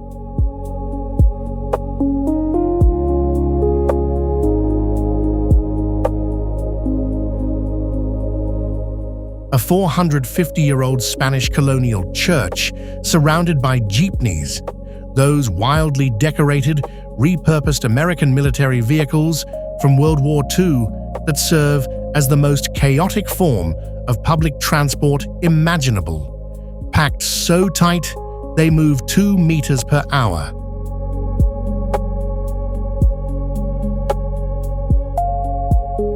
The poverty here isn't hidden. The wealth isn't apologetic. Both simply exist, side by side, negotiating a coexistence that has no elegant solution and no moment of resolution.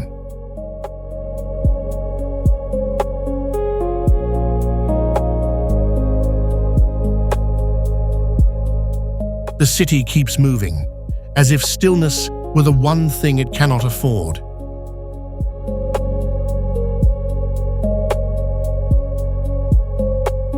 Connecting Cebu to the neighboring Visayan Islands is one of the most quietly impressive engineering achievements in the region, the San Juanico Bridge. At 2.16 kilometers, it was the longest bridge in Southeast Asia when it was completed in 1973. From the water, it curves gently with the coastline, its arches reflected in the shallow strait below.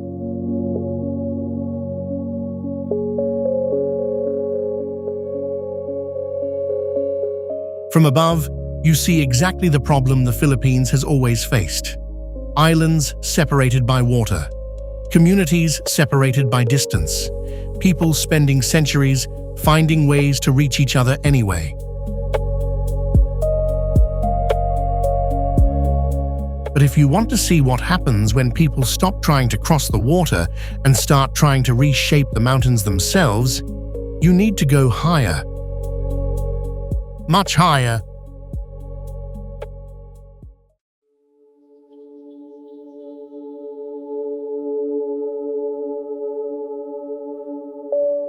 Into the mountains of northern Luzon, elevations between 1,000 and 1,500 meters above sea level, where the Ifugao people have been farming rice for over 2,000 years.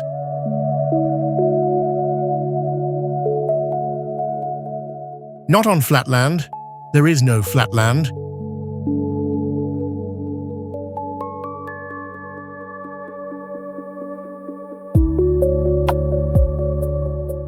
Banaue rice terraces, a UNESCO World Heritage Site, are carved directly into the steep faces of the Cordillera mountain range. The terraces climb from the valley floor almost to the cloud line. Each level is supported by stone walls built entirely by hand.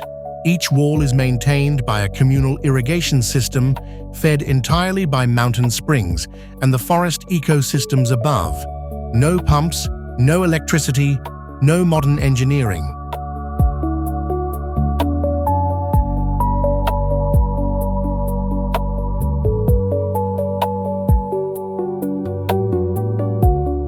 Just water and gravity and 100 generations of farmers who understood something most civilizations never learn. If the forest above dies, the water supply dies. If the water supply dies, the terraces die. If the terraces die, the community dies.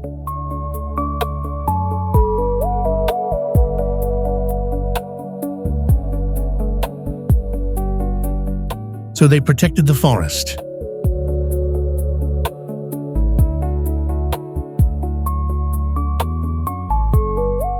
Here's the number that resists comprehension. If you unrolled every terrace step and laid it flat, the total length would stretch over 20,000 kilometers, halfway around the Earth.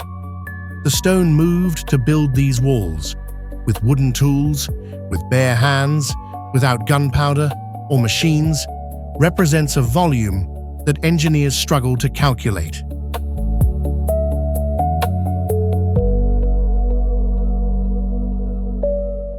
"2,000 years, hand tools, mountain stone, generation after generation after generation."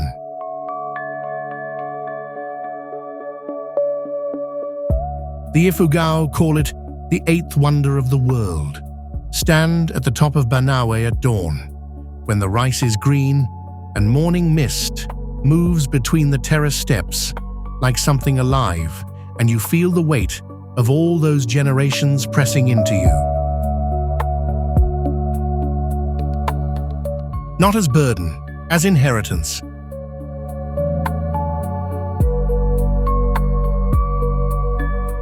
Human beings, at their most determined, can reshape mountains.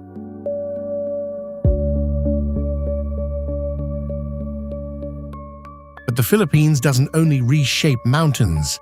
What it does beneath the ocean might be even more extraordinary and more fiercely protected.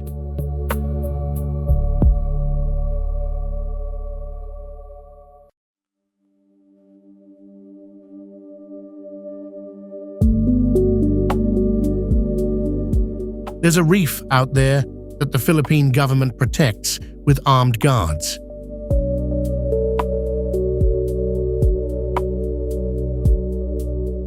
Not park rangers, not volunteers, armed rangers, 24 hours a day, year-round.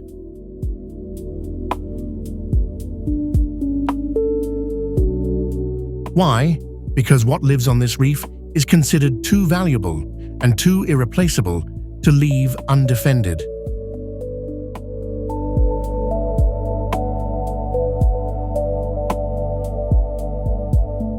Tubataha Reef, 200 kilometers off the southwestern coast of Palawan, in the middle of the Sulu Sea. A UNESCO World Heritage Site, one of the most remote and biologically extraordinary marine ecosystems in Southeast Asia.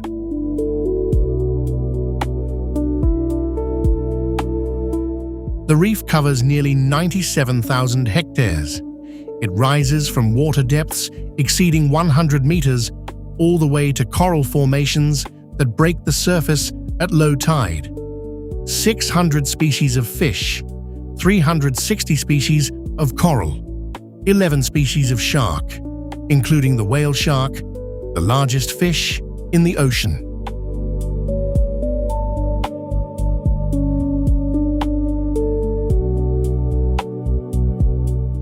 Getting there requires a live-aboard dive boat and a 10 to 12-hour journey from Puerto Princesa in fair weather. And even then, the rangers are waiting.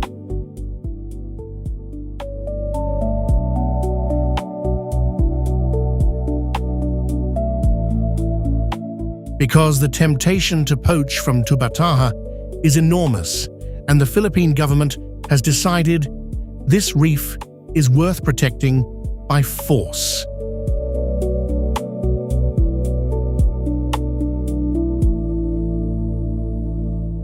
Dive below the surface, and the scale of what's down there overwhelms the brain.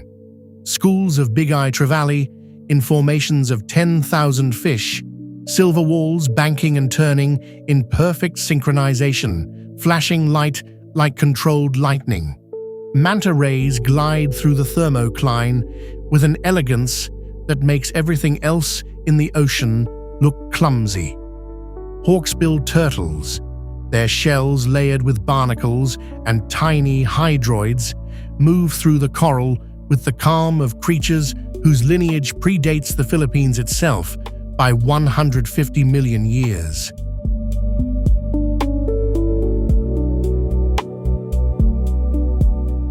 They were here long before humans arrived, and they'll be here long after.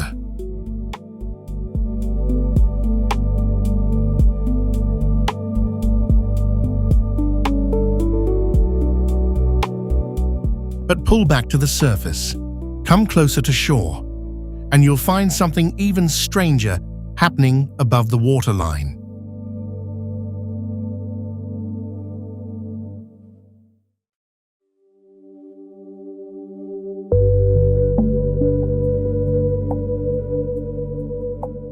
Kalangaman Island, a white sandbar barely 700 meters long, a tongue of sand extending into the Visayan Sea.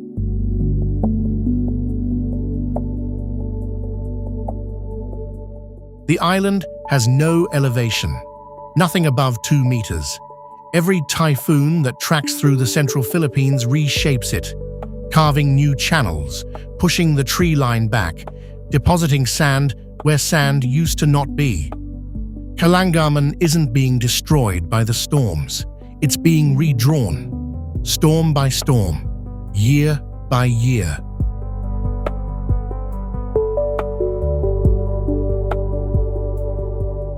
A different kind of creation through destruction.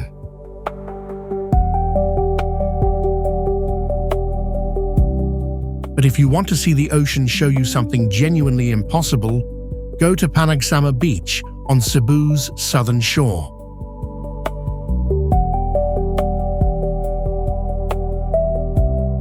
Between July and January, 3 to 5 million sardines gather in one place.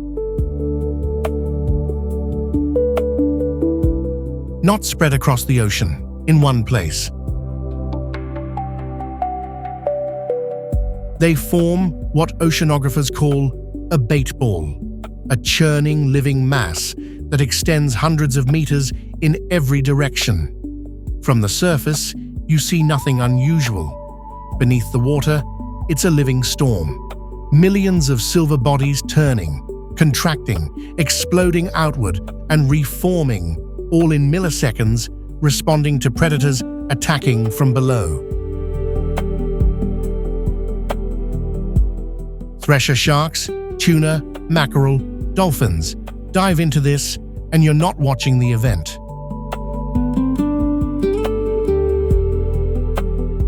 You're inside it.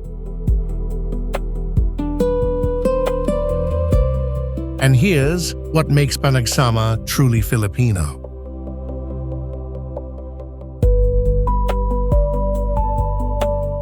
In December 2021, Super Typhoon Odette made direct landfall on Cebu's southern coast, winds exceeding 195 kilometers per hour. The Moalboal dive industry was destroyed overnight. Dive shops, boats, equipment, all of it gone.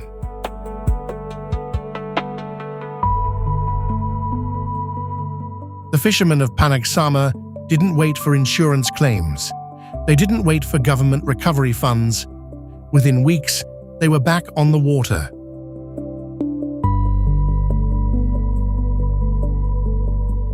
They couldn't offer dive tanks, so they offered something else.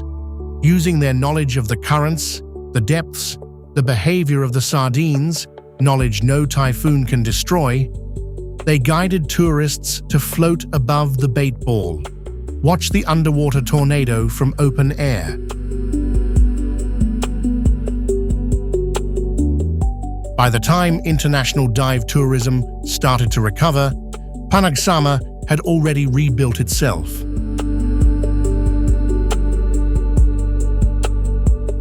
Not because anyone told them to, because they had what the storm couldn't touch, a knowledge of the sea that runs deeper than any tank dive. And near Apo Island, another kind of impossible recovery has been playing out for decades.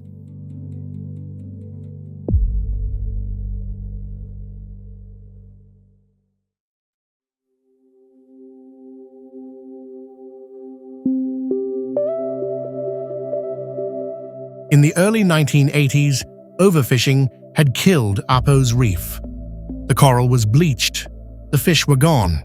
The fishermen's catch had collapsed to almost nothing.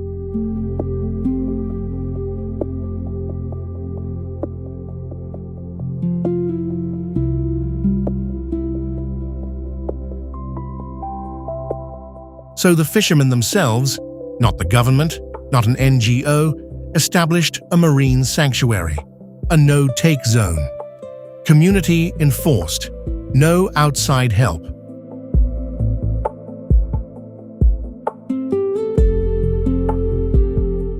Today, fish biomass inside Apo's protected reef is more than 5 times higher than in surrounding unprotected waters. And the fishermen who catch less inside the sanctuary catch vastly more in the waters beside it, because the sanctuary overflows.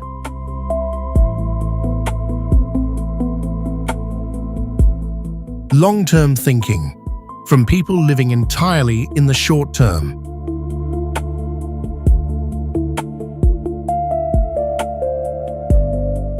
Further south, barely visible on most maps, the small island of Malalasan rises from the Visayan Sea.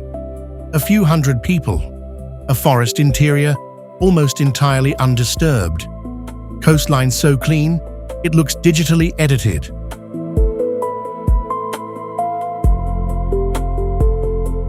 Time moves differently here, not slowly, differently. At the pace of tides and weather and fish, not schedules.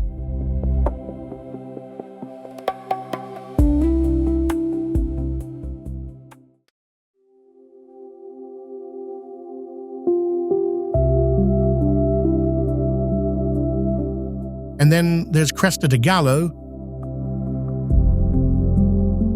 an island so infrequently visited that reaching it requires multiple ferry transfers, a rough open water crossing, and enough advanced planning that most travelers give up before they book the first leg.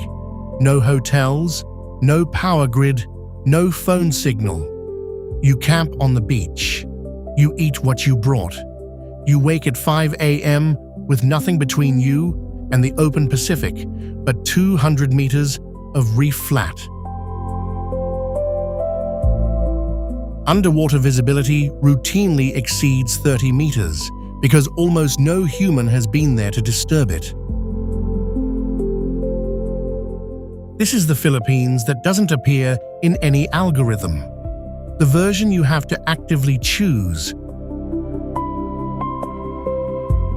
On the island of Tablas in Romblon province, there's a landlocked lake with no visible connection to the sea. Its water is brackish. Its depth responds to the tides. Somewhere beneath it is a cave system no one has ever fully explored. Local fishermen call it a lake with a heartbeat. They might not be wrong, but the most extraordinary underwater encounter in this country happens at a place almost no one can find on a map.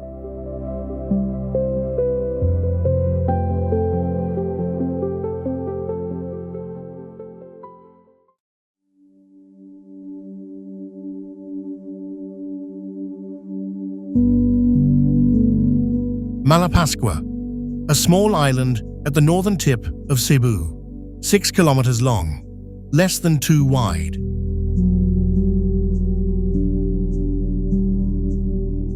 And home to one of the rarest dive encounters in the world. The thresher shark. Alopius pelagicus, the pelagic thresher. Its upper tail fin is nearly as long as its entire body, a scythe-like extension it uses to stun schooling fish by slapping the water at extraordinary speed. It looks like something designed by someone who had never actually seen a shark, a creature so visually strange it seems like a beautiful, terrifying mistake.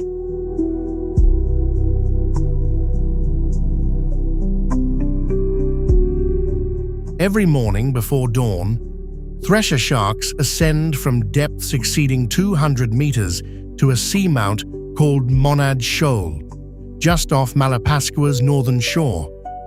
They come to be cleaned by small wrasser fish that remove parasites from their gills and skin. The cleaning stations operate at 25 to 35 meters depth, in a window of low, pre-dawn light that makes the sharks visible but turns everything else dark and uncertain.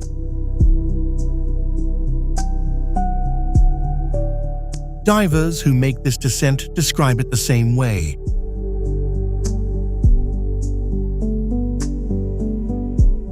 The shark materializes out of the blue water below you, rising slowly, unhurried, the patience of something that has never had a predator. The tail sweeps behind it like a slow pendulum. It stops at the cleaning station.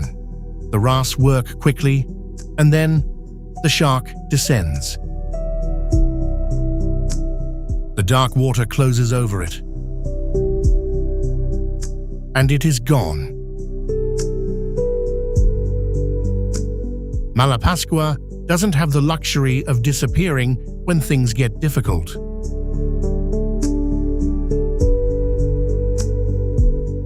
In November 2013, Super Typhoon Haiyan, the strongest landfalling typhoon ever recorded in human history, with sustained winds of 315 kilometers per hour, passed directly over this island.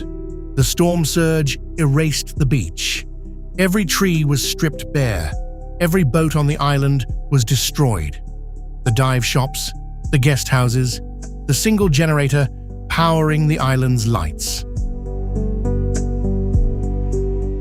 All of it gone in 4 hours. Within 6 months, the dive boats had been rebuilt. Within a year, the dive sites were open. The thresher sharks, indifferent to the entire catastrophe because at 25 meters depth, a super typhoon is just a change in surface pressure, had never once stopped coming to Monad Shoal.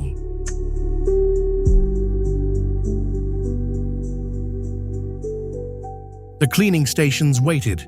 The sharks returned.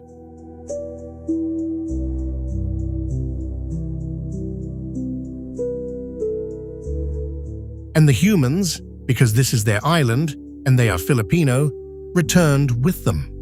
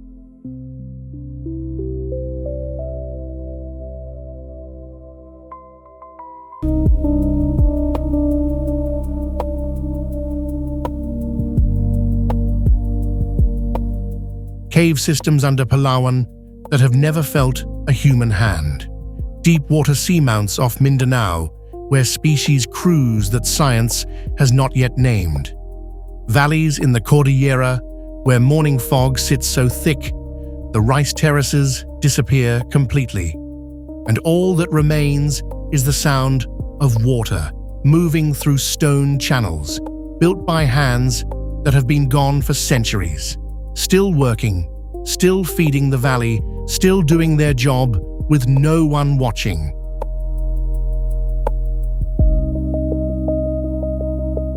Islands in the Sulu archipelago that appear on satellite imagery as green dots ringed by turquoise, but no document describes what lives above or below their waterline.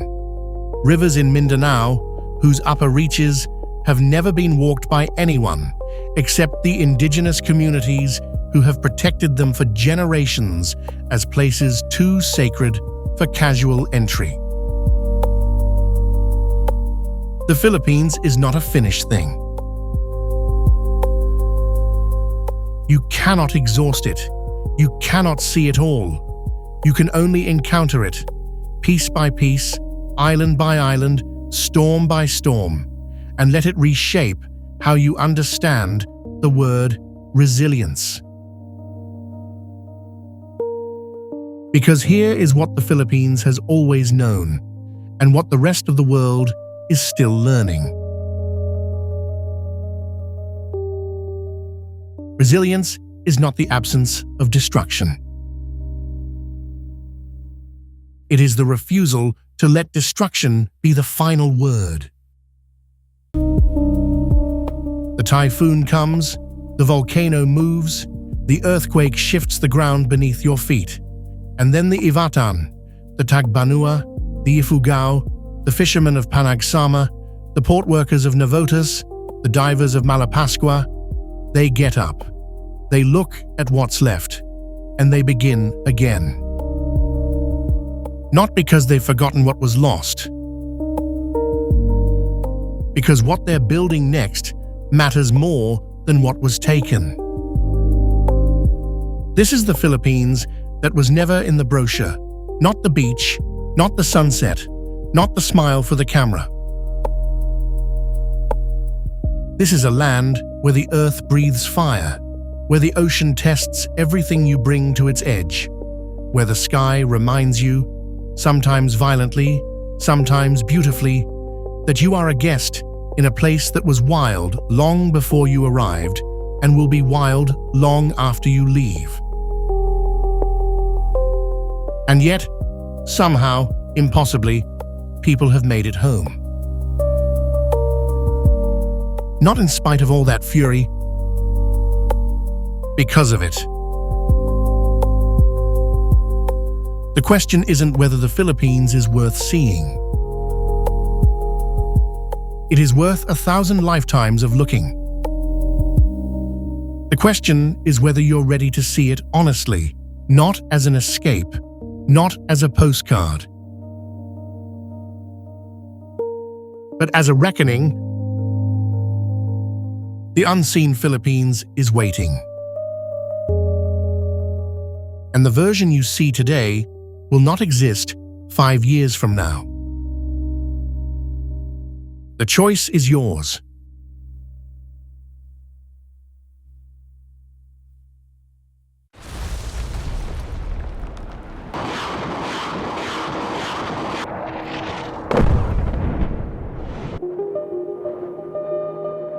They told you Iran was a headline, a conflict zone, a name you recognize from news alerts and sanctions lists. But what if everything you think you know is just the cover page?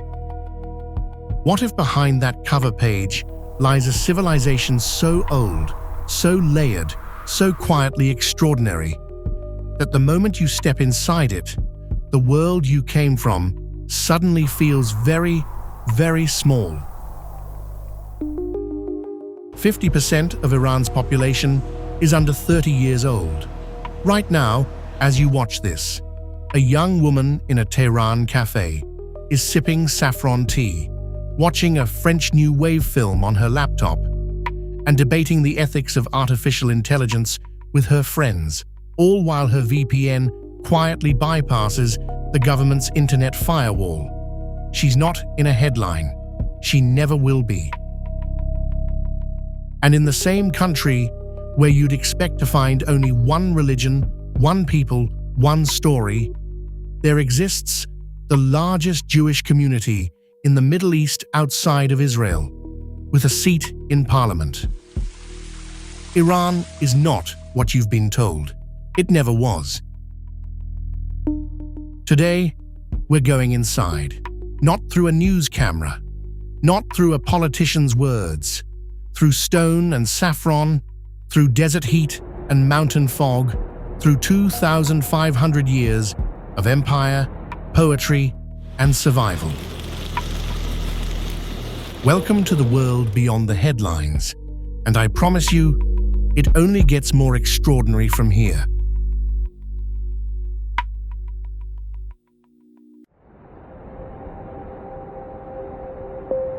Before we go anywhere, stand still for a moment and look at the map. Most people glance at Iran and see a large country somewhere between Iraq and Pakistan. But what you're actually looking at is a fortress, a natural fortress built by geography itself over millions of years, as if the earth decided this particular piece of land needed to be defended. To the north, the Alborz mountain range, rising sharply from the Caspian coast, the peaks cutting through clouds at over 18,000 feet. To the west, the Zagros Mountains, a long spine of ridges that have stopped armies since the Bronze Age. And to the south, deep, warm waters, the Persian Gulf and the Gulf of Oman, where one narrow passage controls almost a fifth of the world's oil supply. That passage is the Strait of Hormuz.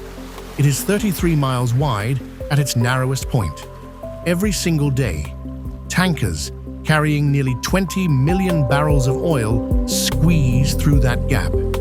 If you want to understand why Iran has been fought over, negotiated with, sanctioned, and courted by every major power for the last century, look at that strait. The geography was never neutral.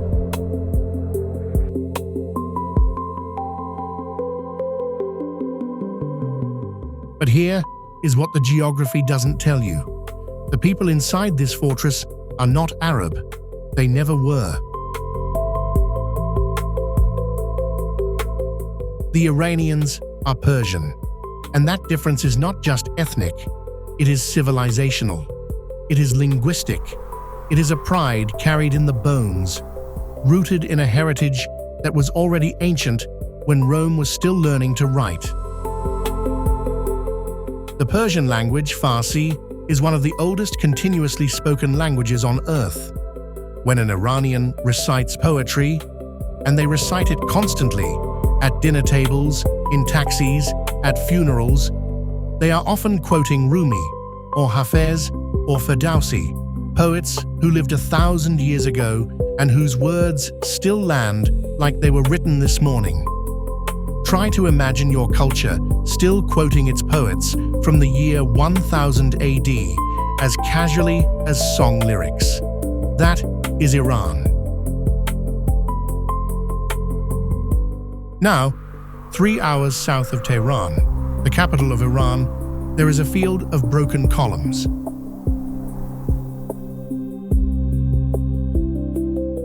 Stand among them at dawn, before the tour groups arrive, and the air is still cold and smells of dry stone and wild thyme. Ravens circle overhead. The light comes in low and flat, turning the pale limestone gold, and the shadows of the columns stretch 40 feet across the gravel. This is Persepolis.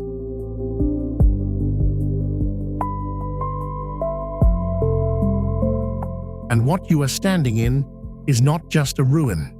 It is the ghost of the most powerful empire the ancient world had ever seen.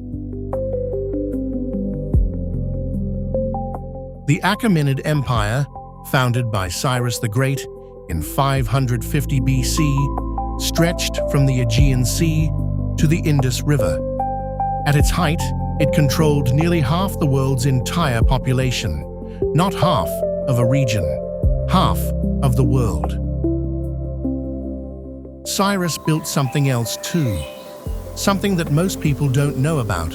Before the United Nations, before the Magna Carta, before any modern conception of human rights existed anywhere on Earth, Cyrus the Great issued a decree. It was pressed into a clay cylinder, just 9 inches long, and it stated that peoples of all races and religions within his empire had the right to live according to their own customs, worship their own gods, and not be enslaved. The United Nations keeps a replica of that cylinder in its headquarters in New York. The original is in the British Museum.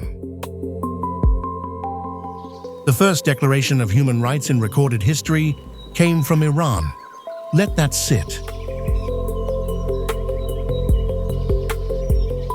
Walk deeper into Persepolis, and you can still see the carvings on the staircase walls.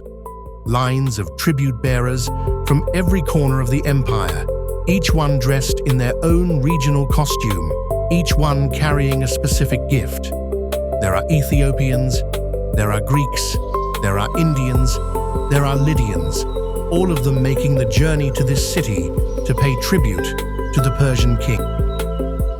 And then, in 330 BC, Alexander the Great arrived. The burn marks are still there, on the stone, on the columns, black scorch marks that have lasted 2,300 years. Some historians say Alexander burned Persepolis in a drunken rage. Others say it was strategic, a symbolic act to declare the end of Persian dominance. Either way, the fire consumed the cedar roof beams, the gold decorations, the tapestries. And when it was over, the greatest palace complex in the ancient world was reduced to the columns you see today. But they are still standing. They are still there. And somehow, that feels like a victory.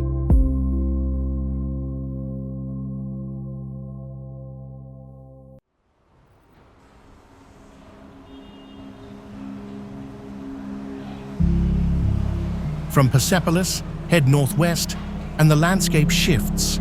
The dry plateau gives way to something more urban, more layered, more alive.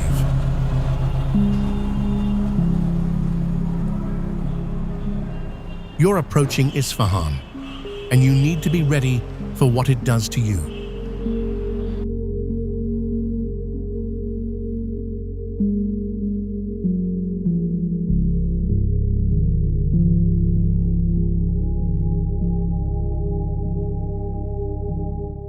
In the early 17th century, Shah Abbas I decided to build the most perfect city in the world. Not the largest, not the most powerful, the most beautiful.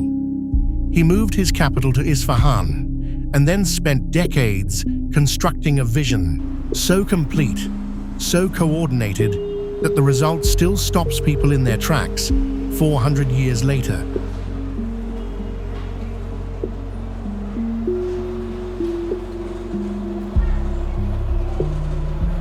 The centerpiece is Naqshi Jahan Square.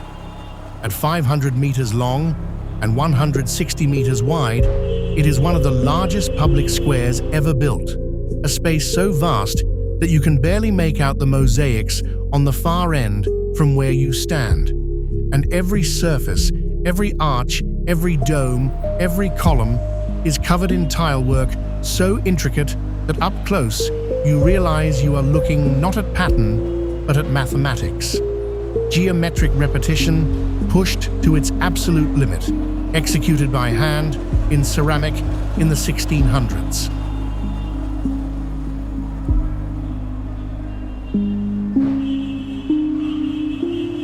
On one side of the square, the Imperial Mosque, its turquoise dome catching the afternoon light like a hemisphere of sky that somehow fell to earth.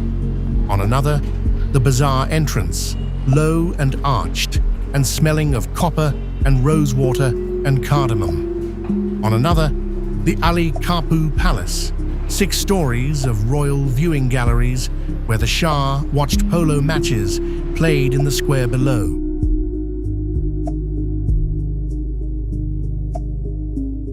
The polo goalposts are still there, embedded in the ground at each end.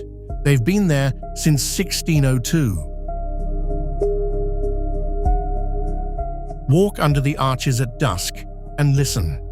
Not for music, though you might hear that too. Listen for the way sound moves under Persian vaulting. The acoustics are extraordinary. A whisper at one end of certain corridors can be heard clearly at the other. There is a reason these spaces were designed this way. Sound in Persian architecture was never an afterthought. It was part of the construction. And the river through Isfahan, the Zayandeh, has something important to say.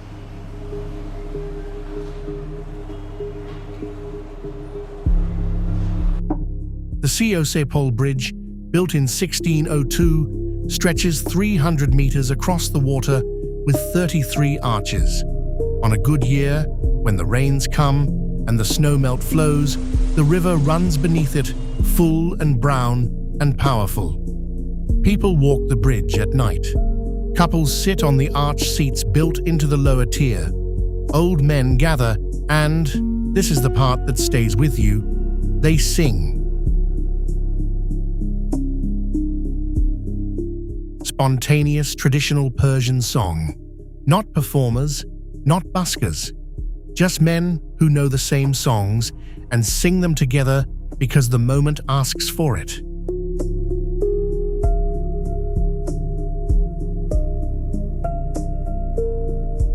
But in recent years, more and more often, the river is dry. The channel is empty. The mud cracked like old skin. The bridge stands over nothing.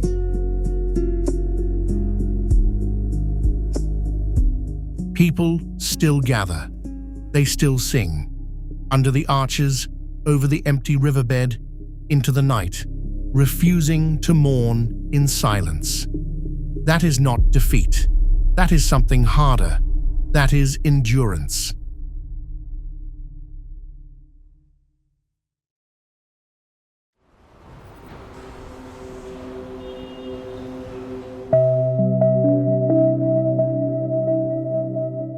"50 kilometers south of Isfahan, the road narrows through a dry valley.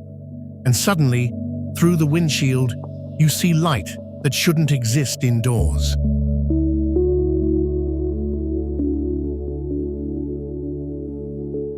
Shiraz, the city of poets, the city of wine, which has been made here since before Islam existed, though no one will say that too loudly, and the city of the Pink Mosque. Nasir al-Mulk Mosque was completed in 1888. From the outside, it looks like every other mosque, graceful, domed, tiled in geometric patterns. But step inside at 7 in the morning, when the sun is still low and angled, and something completely different happens. The entire southern facade is stained glass, not small windows, floor-to-ceiling panels of colored glass in amber and crimson and indigo and rose. And when the morning light hits them, the interior of the mosque transforms into something that no camera has ever fully captured. The light doesn't just color the space, it moves. As the sun rises, the light shifts. The colors migrate across the Persian carpet, pooling in corners and then retreating. Amber turns to topaz. Crimson bleeds into purple. The columns become striped with rose. The floor becomes a living painting that changes minute by minute.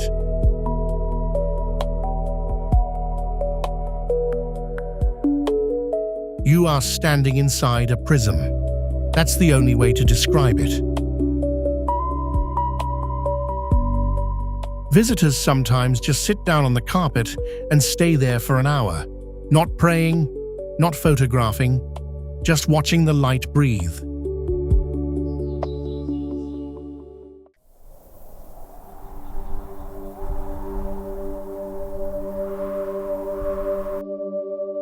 Now, leave the light of the mosque behind and follow a different kind of sacred geometry.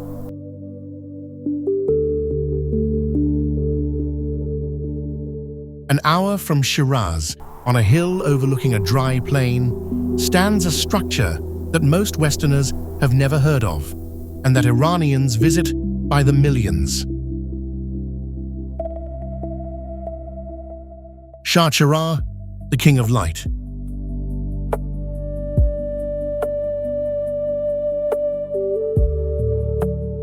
This is a shrine, a mausoleum, built around the tomb of Ahmad ibn Musa, a revered figure in Shia Islam, and the interior is unlike anything else on Earth.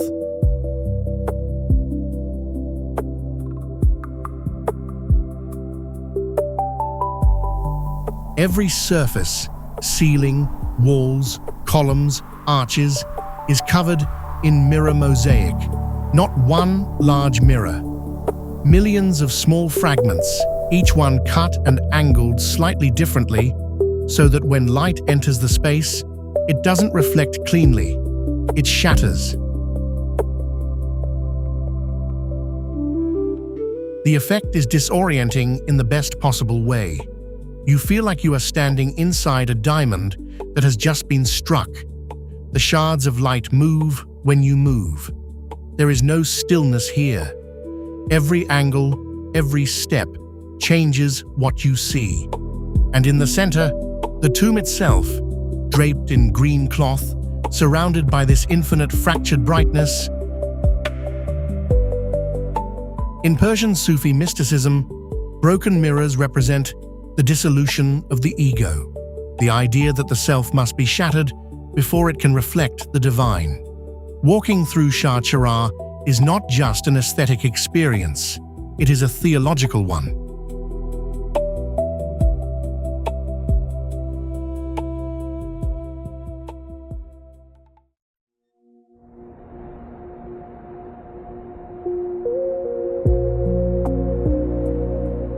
Three hours further south, the landscape changes again. The temperature rises, the air dries, the architecture becomes quieter, more functional, more ancient. You are entering Yazd, and Yazd has been solving a problem for 3,000 years that the modern world is only now beginning to take seriously. How do you survive in a desert? Not just survive, how do you build a city that thrives there? Yazd sits on a high plateau, surrounded by desert. Summer temperatures push past 104 degrees Fahrenheit. There is almost no rain, and yet this city has been continuously inhabited for 3,000 years, which makes it one of the oldest living cities on Earth. A fact that earned it UNESCO World Heritage status in 2017. The secret is engineering. Ancient engineering so elegant, it still works without a single watt of electricity. Look up when you walk through the old city. You'll see towers rising above the rooftops, wind catchers called badgirs in Farsi. These are not decorative. They are air conditioning systems built from mud brick. Each tower is oriented to catch the prevailing wind, draw it down into the building, pass it over a pool of water or through a cellar, and release it into the living space cooled by up to 18 degrees Fahrenheit. In a house that might otherwise reach 100 degrees Fahrenheit on a summer day, the interior stays at 82 degrees Fahrenheit. Naturally, passively, for 3,000 years.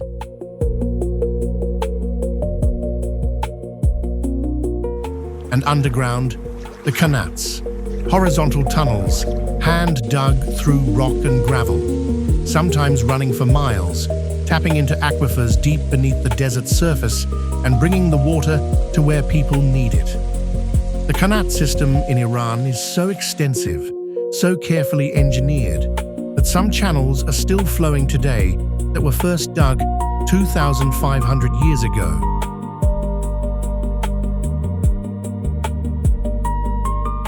The Romans built aqueducts above ground and marveled at their own ingenuity. The Persians built their water systems underground, invisible, protected from evaporation, running clean and cold through the rock. Some scholars argue the qanat is one of the most important engineering innovations in human history because it made permanent settlement possible across entire arid landscapes that would otherwise be uninhabitable.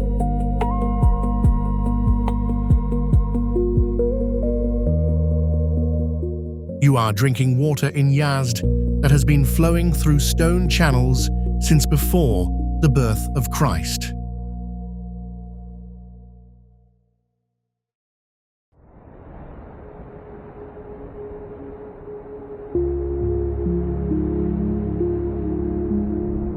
At the edge of Yazd, on a low hill outside the city, there are two towers.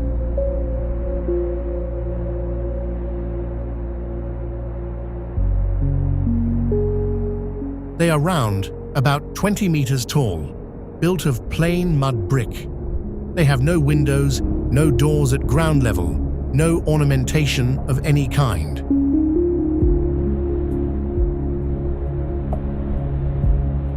These are the Towers of Silence, and what happened inside them is one of the most remarkable and most misunderstood rituals in human spiritual history.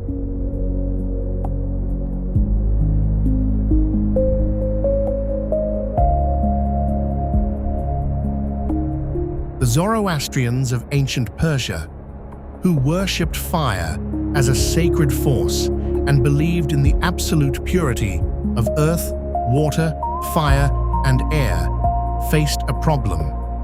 How do you dispose of the dead without defiling any of the four sacred elements? You cannot bury them, that contaminates the earth. You cannot burn them, that defiles the fire. You cannot cast them into water. So they built the towers open to the sky, and they laid the dead on the exposed platforms at the top, and they let the vultures come.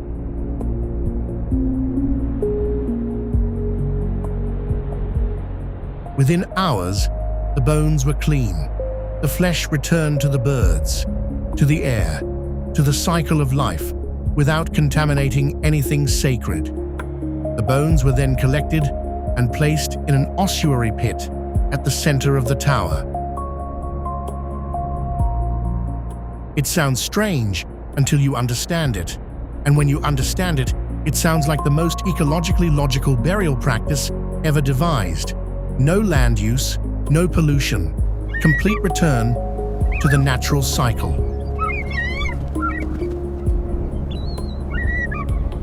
The practice ended in Yazd in the 1970s, partly due to urbanization, partly due to the declining vulture population. But the towers still stand, and if you climb up and look into the central pit, you will understand, viscerally, something about the relationship between belief and the physical world that no explanation can fully convey.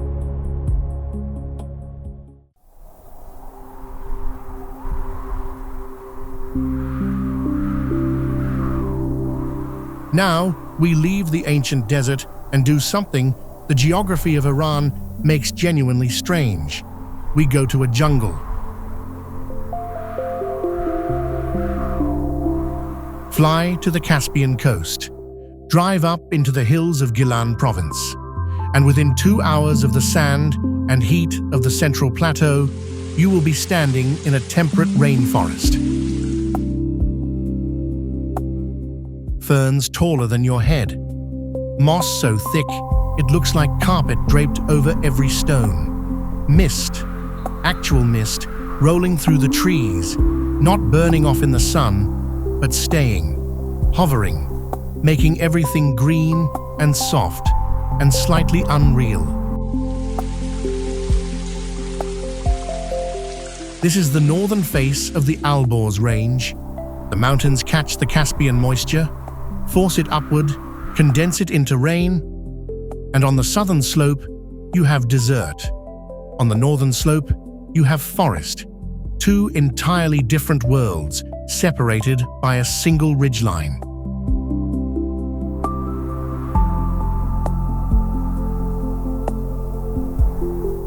And somewhere deep in this forest, barely visible through the mist, is Rudkan Castle.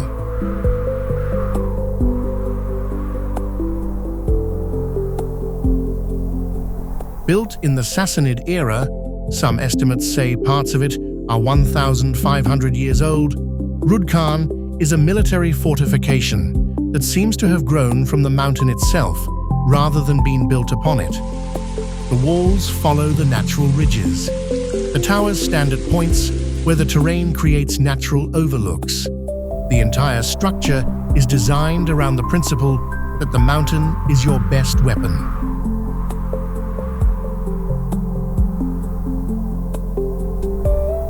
To reach it, you walk 1,500 stone steps through the forest. The stone is slick with moisture. The trees close overhead. You can hear water running somewhere you can't see.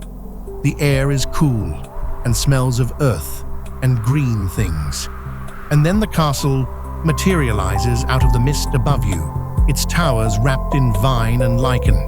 And you realize that this place has been here, in this forest, in this fog, in this particular quality of northern light, for 15 centuries. The contrast is almost hallucinatory. You drove here from a city where the temperature was 95 degrees Fahrenheit and the landscape was stone and dust. Now you are standing in a medieval castle wrapped in mist in a temperate forest. Iran contains multitudes, more than most countries, twice its size.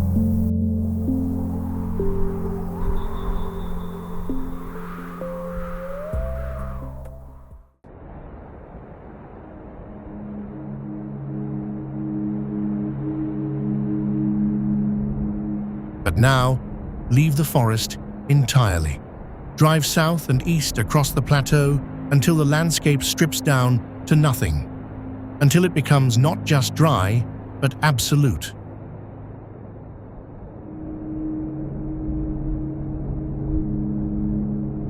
The Dasht-e-Lut.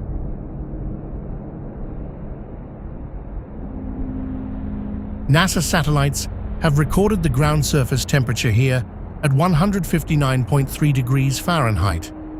That is not the air temperature. That is the temperature of the ground itself. No other place on Earth's surface has ever recorded a higher confirmed temperature.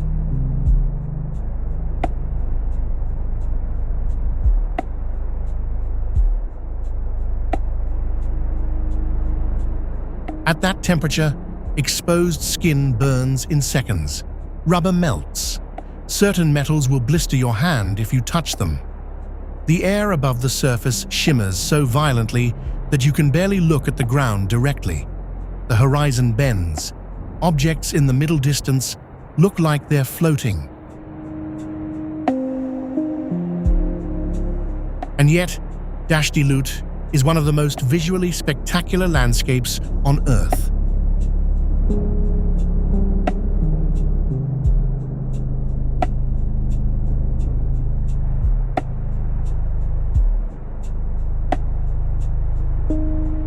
The salt flats stretch perfectly flat and white until they disappear.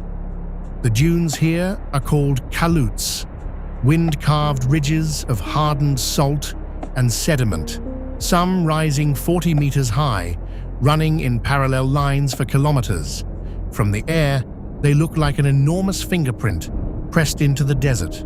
From the ground, walking between them, The scale is so overwhelming that sound itself seems to stop.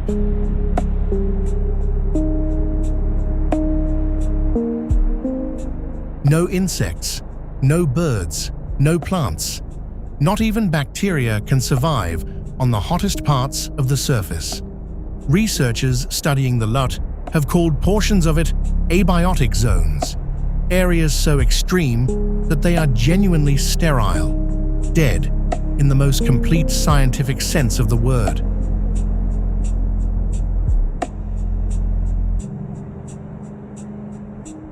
And it is, paradoxically, one of the most beautiful places in the world, a beauty that has nothing to do with comfort or life, a beauty of pure form, pure scale, pure heat.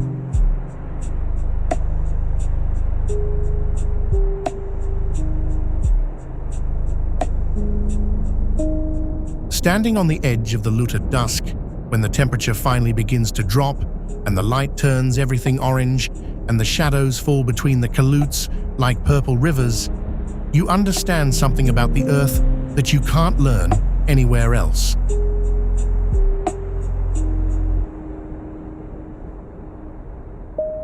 The planet did not make itself for us. We are here on tolerance. And sometimes the tolerance runs out.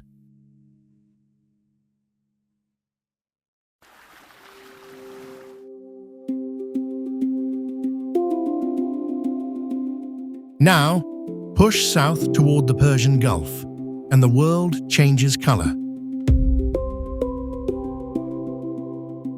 Take a boat from the port of Bandar Abbas across the sparkling water, and 30 minutes later, you step off onto the shore of Hormuz Island, and you stop walking. The beach is red, not rust-colored, not orange-tinted, red. The sand itself is deep, saturated red, the color of old brick or dried blood, and it stretches along a turquoise sea that makes the contrast look computer-generated.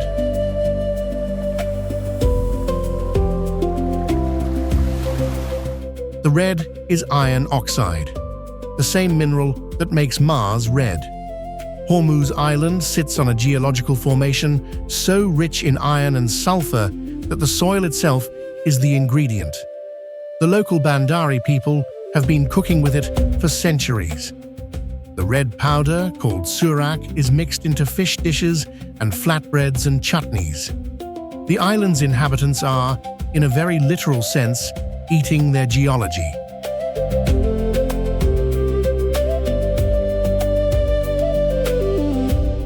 The geology on Hormuz doesn't stop at the color. The island is a salt dome, a massive underground plug of salt that has pushed upward through the Earth's crust over millions of years, bringing with it minerals of almost every color. Walk around the island's coast and the cliffs cycle through white, yellow, green, purple, red, and black, as if someone has been mixing pigments into the rock. There is nothing quite like standing in a place that looks like a geology textbook that has come to life.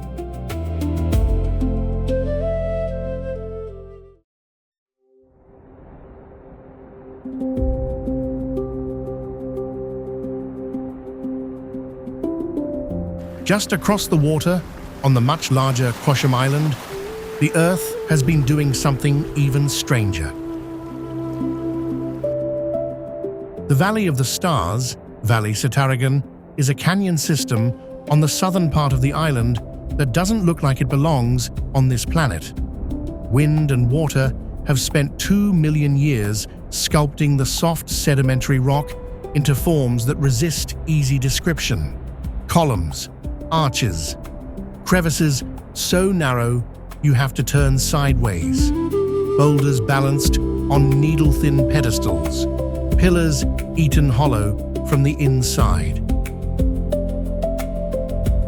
The local Bandari people have an explanation that predates the geological one by several centuries.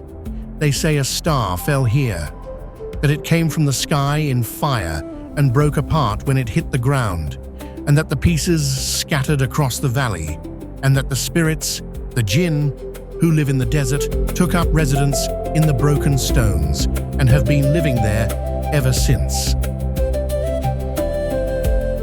Walk through the valley at dusk, when the light is low and the shadows pool in the crevices, and the wind moves through the narrow channels with a sound that is somewhere between a whistle and a moan, and you will find the geological explanation and the mythological one have roughly equal explanatory power.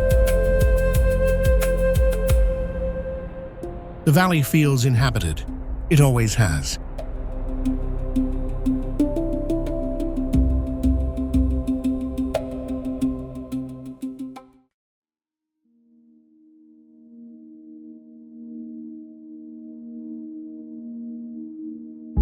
Now leave the islands behind and come north to a place that feels like neither Iran nor Earth, but something in between.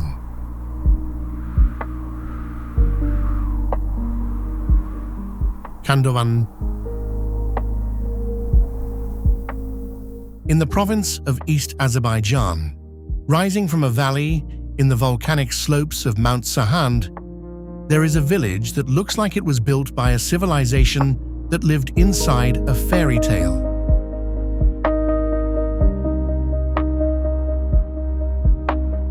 The geology here is tufa, hardened volcanic ash, and lava, soft enough to carve but stable enough to hold a shape for centuries.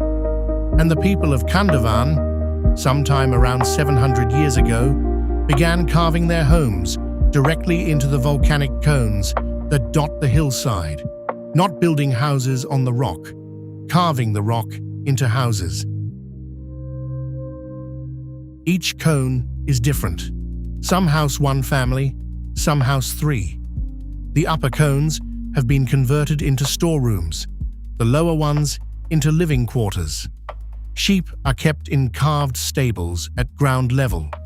Chicken coops occupy pockets in the rock. The entire village is a single geological formation that has been domesticated incrementally over 7 centuries. And the temperature inside, year-round, regardless of season, approximately 70 degrees Fahrenheit. The rock acts as a massive thermal mass, absorbing heat in summer and releasing it in winter, creating a perfectly regulated interior climate without any external input. The people of Khandovan solved passive climate control with a chisel. Some of the original cones have been converted into a small hotel. Guests sleep inside the volcanic rock, on beds that are set into carved alcoves, listening to the wind outside and feeling the mountain temperature hold steady through the night. It is one of the most extraordinary places to sleep on Earth, and almost no one outside Iran has ever heard of it.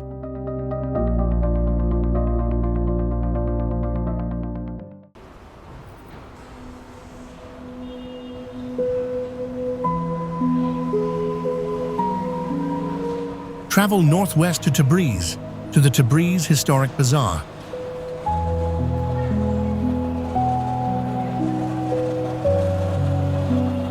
The largest covered market in the world.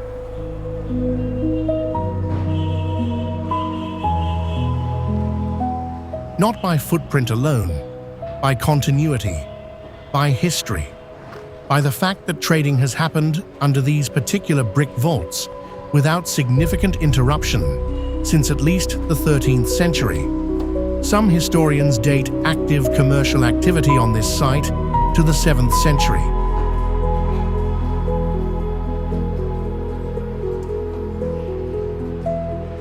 The bazaar is not one building.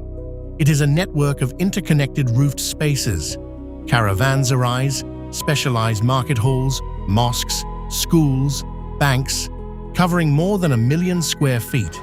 Each section has its own trade. The copper bazaar, the Carpet Bazaar, the Spice Bazaar, the Gold Bazaar, each with its own character, its own smell, its own particular quality of filtered light coming through the vaulted brick roofs.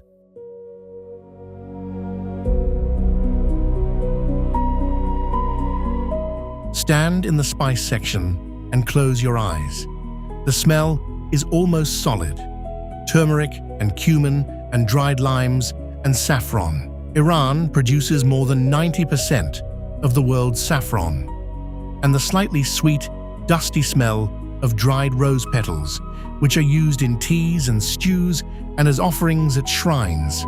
Open your eyes and you're looking at sacks of every color, from burnt orange to deep purple, lit by shafts of light falling from the vented domes overhead.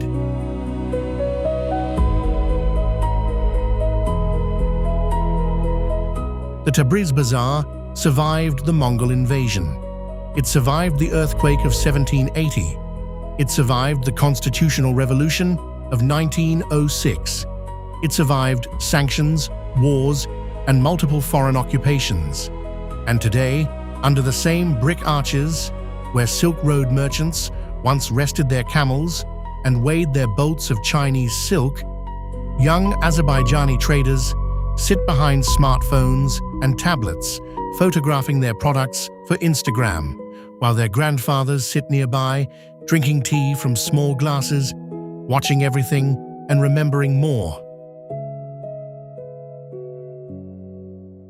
The old world and the new world, sharing the same air, separated by one generation, inside the oldest market on Earth.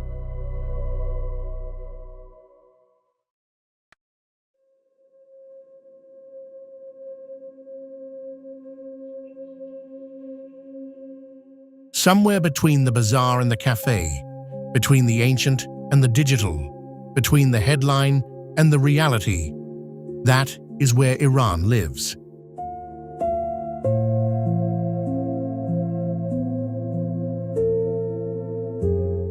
%50 of its population under 30. A generation that grew up with satellite dishes hidden under rooftops, with VPNs as a basic utility, with access to the same films and music and ideas as anyone else in the world, while simultaneously being the inheritors of the deepest, longest continuous cultural tradition on the planet. They know Rumi, and they know Radiohead. They know the poetry of the 13th century and the slang of the 21st. They navigate the distance between those two worlds every single day with a fluency that should not be possible and somehow is. When young Iranians want to understand their own country, they don't always look at the news. They look at the architecture. They visit Persepolis and see what it means to build something that lasts 2,500 years. They walk through Shah Cheragh and understand what it means to dissolve the self in something greater.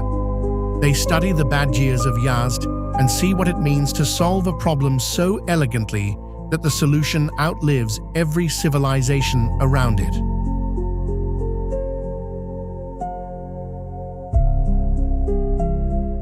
And when the river through Isfahan runs dry, and they sit beneath the arches of Sio Sepol and sing, they are not celebrating, they are insisting. They are insisting on something that no satellite image or sanctions list will ever capture. That the culture was here long before the crisis, and it will be here long after.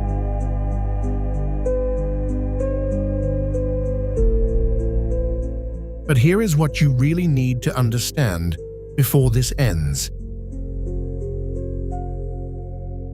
Urmia Lake, in the northwest of the country, once the 6th largest saltwater lake in the world, a body of water so large and so biologically rich that flamingos flew in by the hundreds of thousands every spring.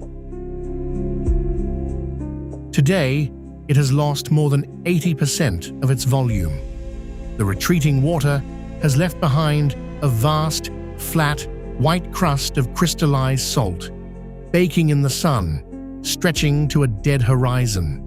Where the lake still exists, the salt concentration is so extreme that the water appears pink, a strange, ghostly pink, the color of something that is alive and sick at the same time. The flamingos still come, fewer each year. They land on the pink water and feed on the brine shrimp that survive in the extreme salinity, and from the shore, they look like small fires scattered across the surface, and it is both beautiful and heartbreaking in a way that is difficult to reconcile.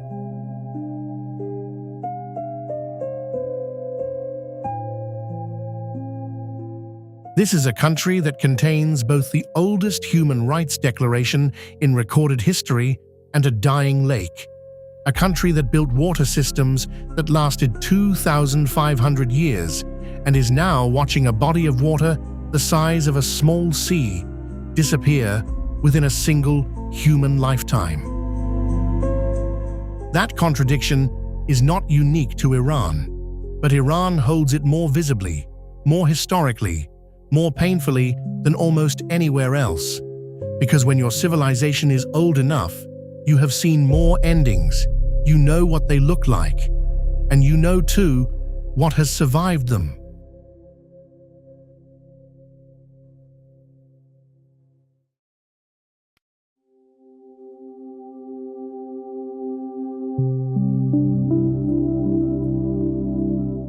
There are places on this earth that hold time differently.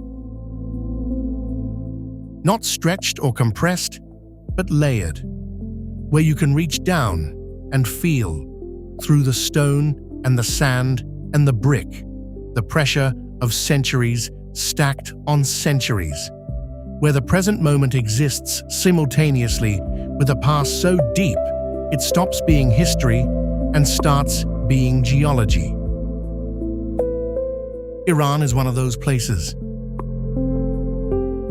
You came here following a headline, or a curiosity, or a vague instinct that something important was being left out. And maybe now, after the desert that records the highest surface temperature on Earth, after the mosque that turns sunlight into a living painting, after the village carved from a volcano, and the market that has never fully closed in 800 years, maybe now, the headline seems less like information and more like a distraction. The headline tells you what is happening to Iran, but what you have seen today tells you what Iran is.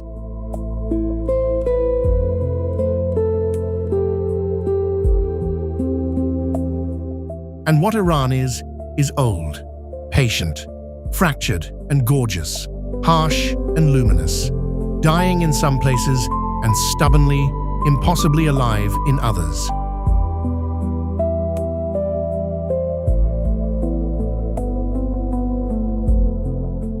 There are still valleys here that no tourist has walked through, still villages with no internet, still archaeological sites being excavated right now as you watch this, where the objects coming out of the ground are older than any empire you learned about in school.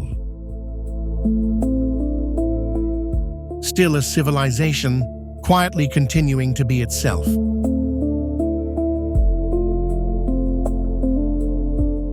And this, all of this, is only the surface.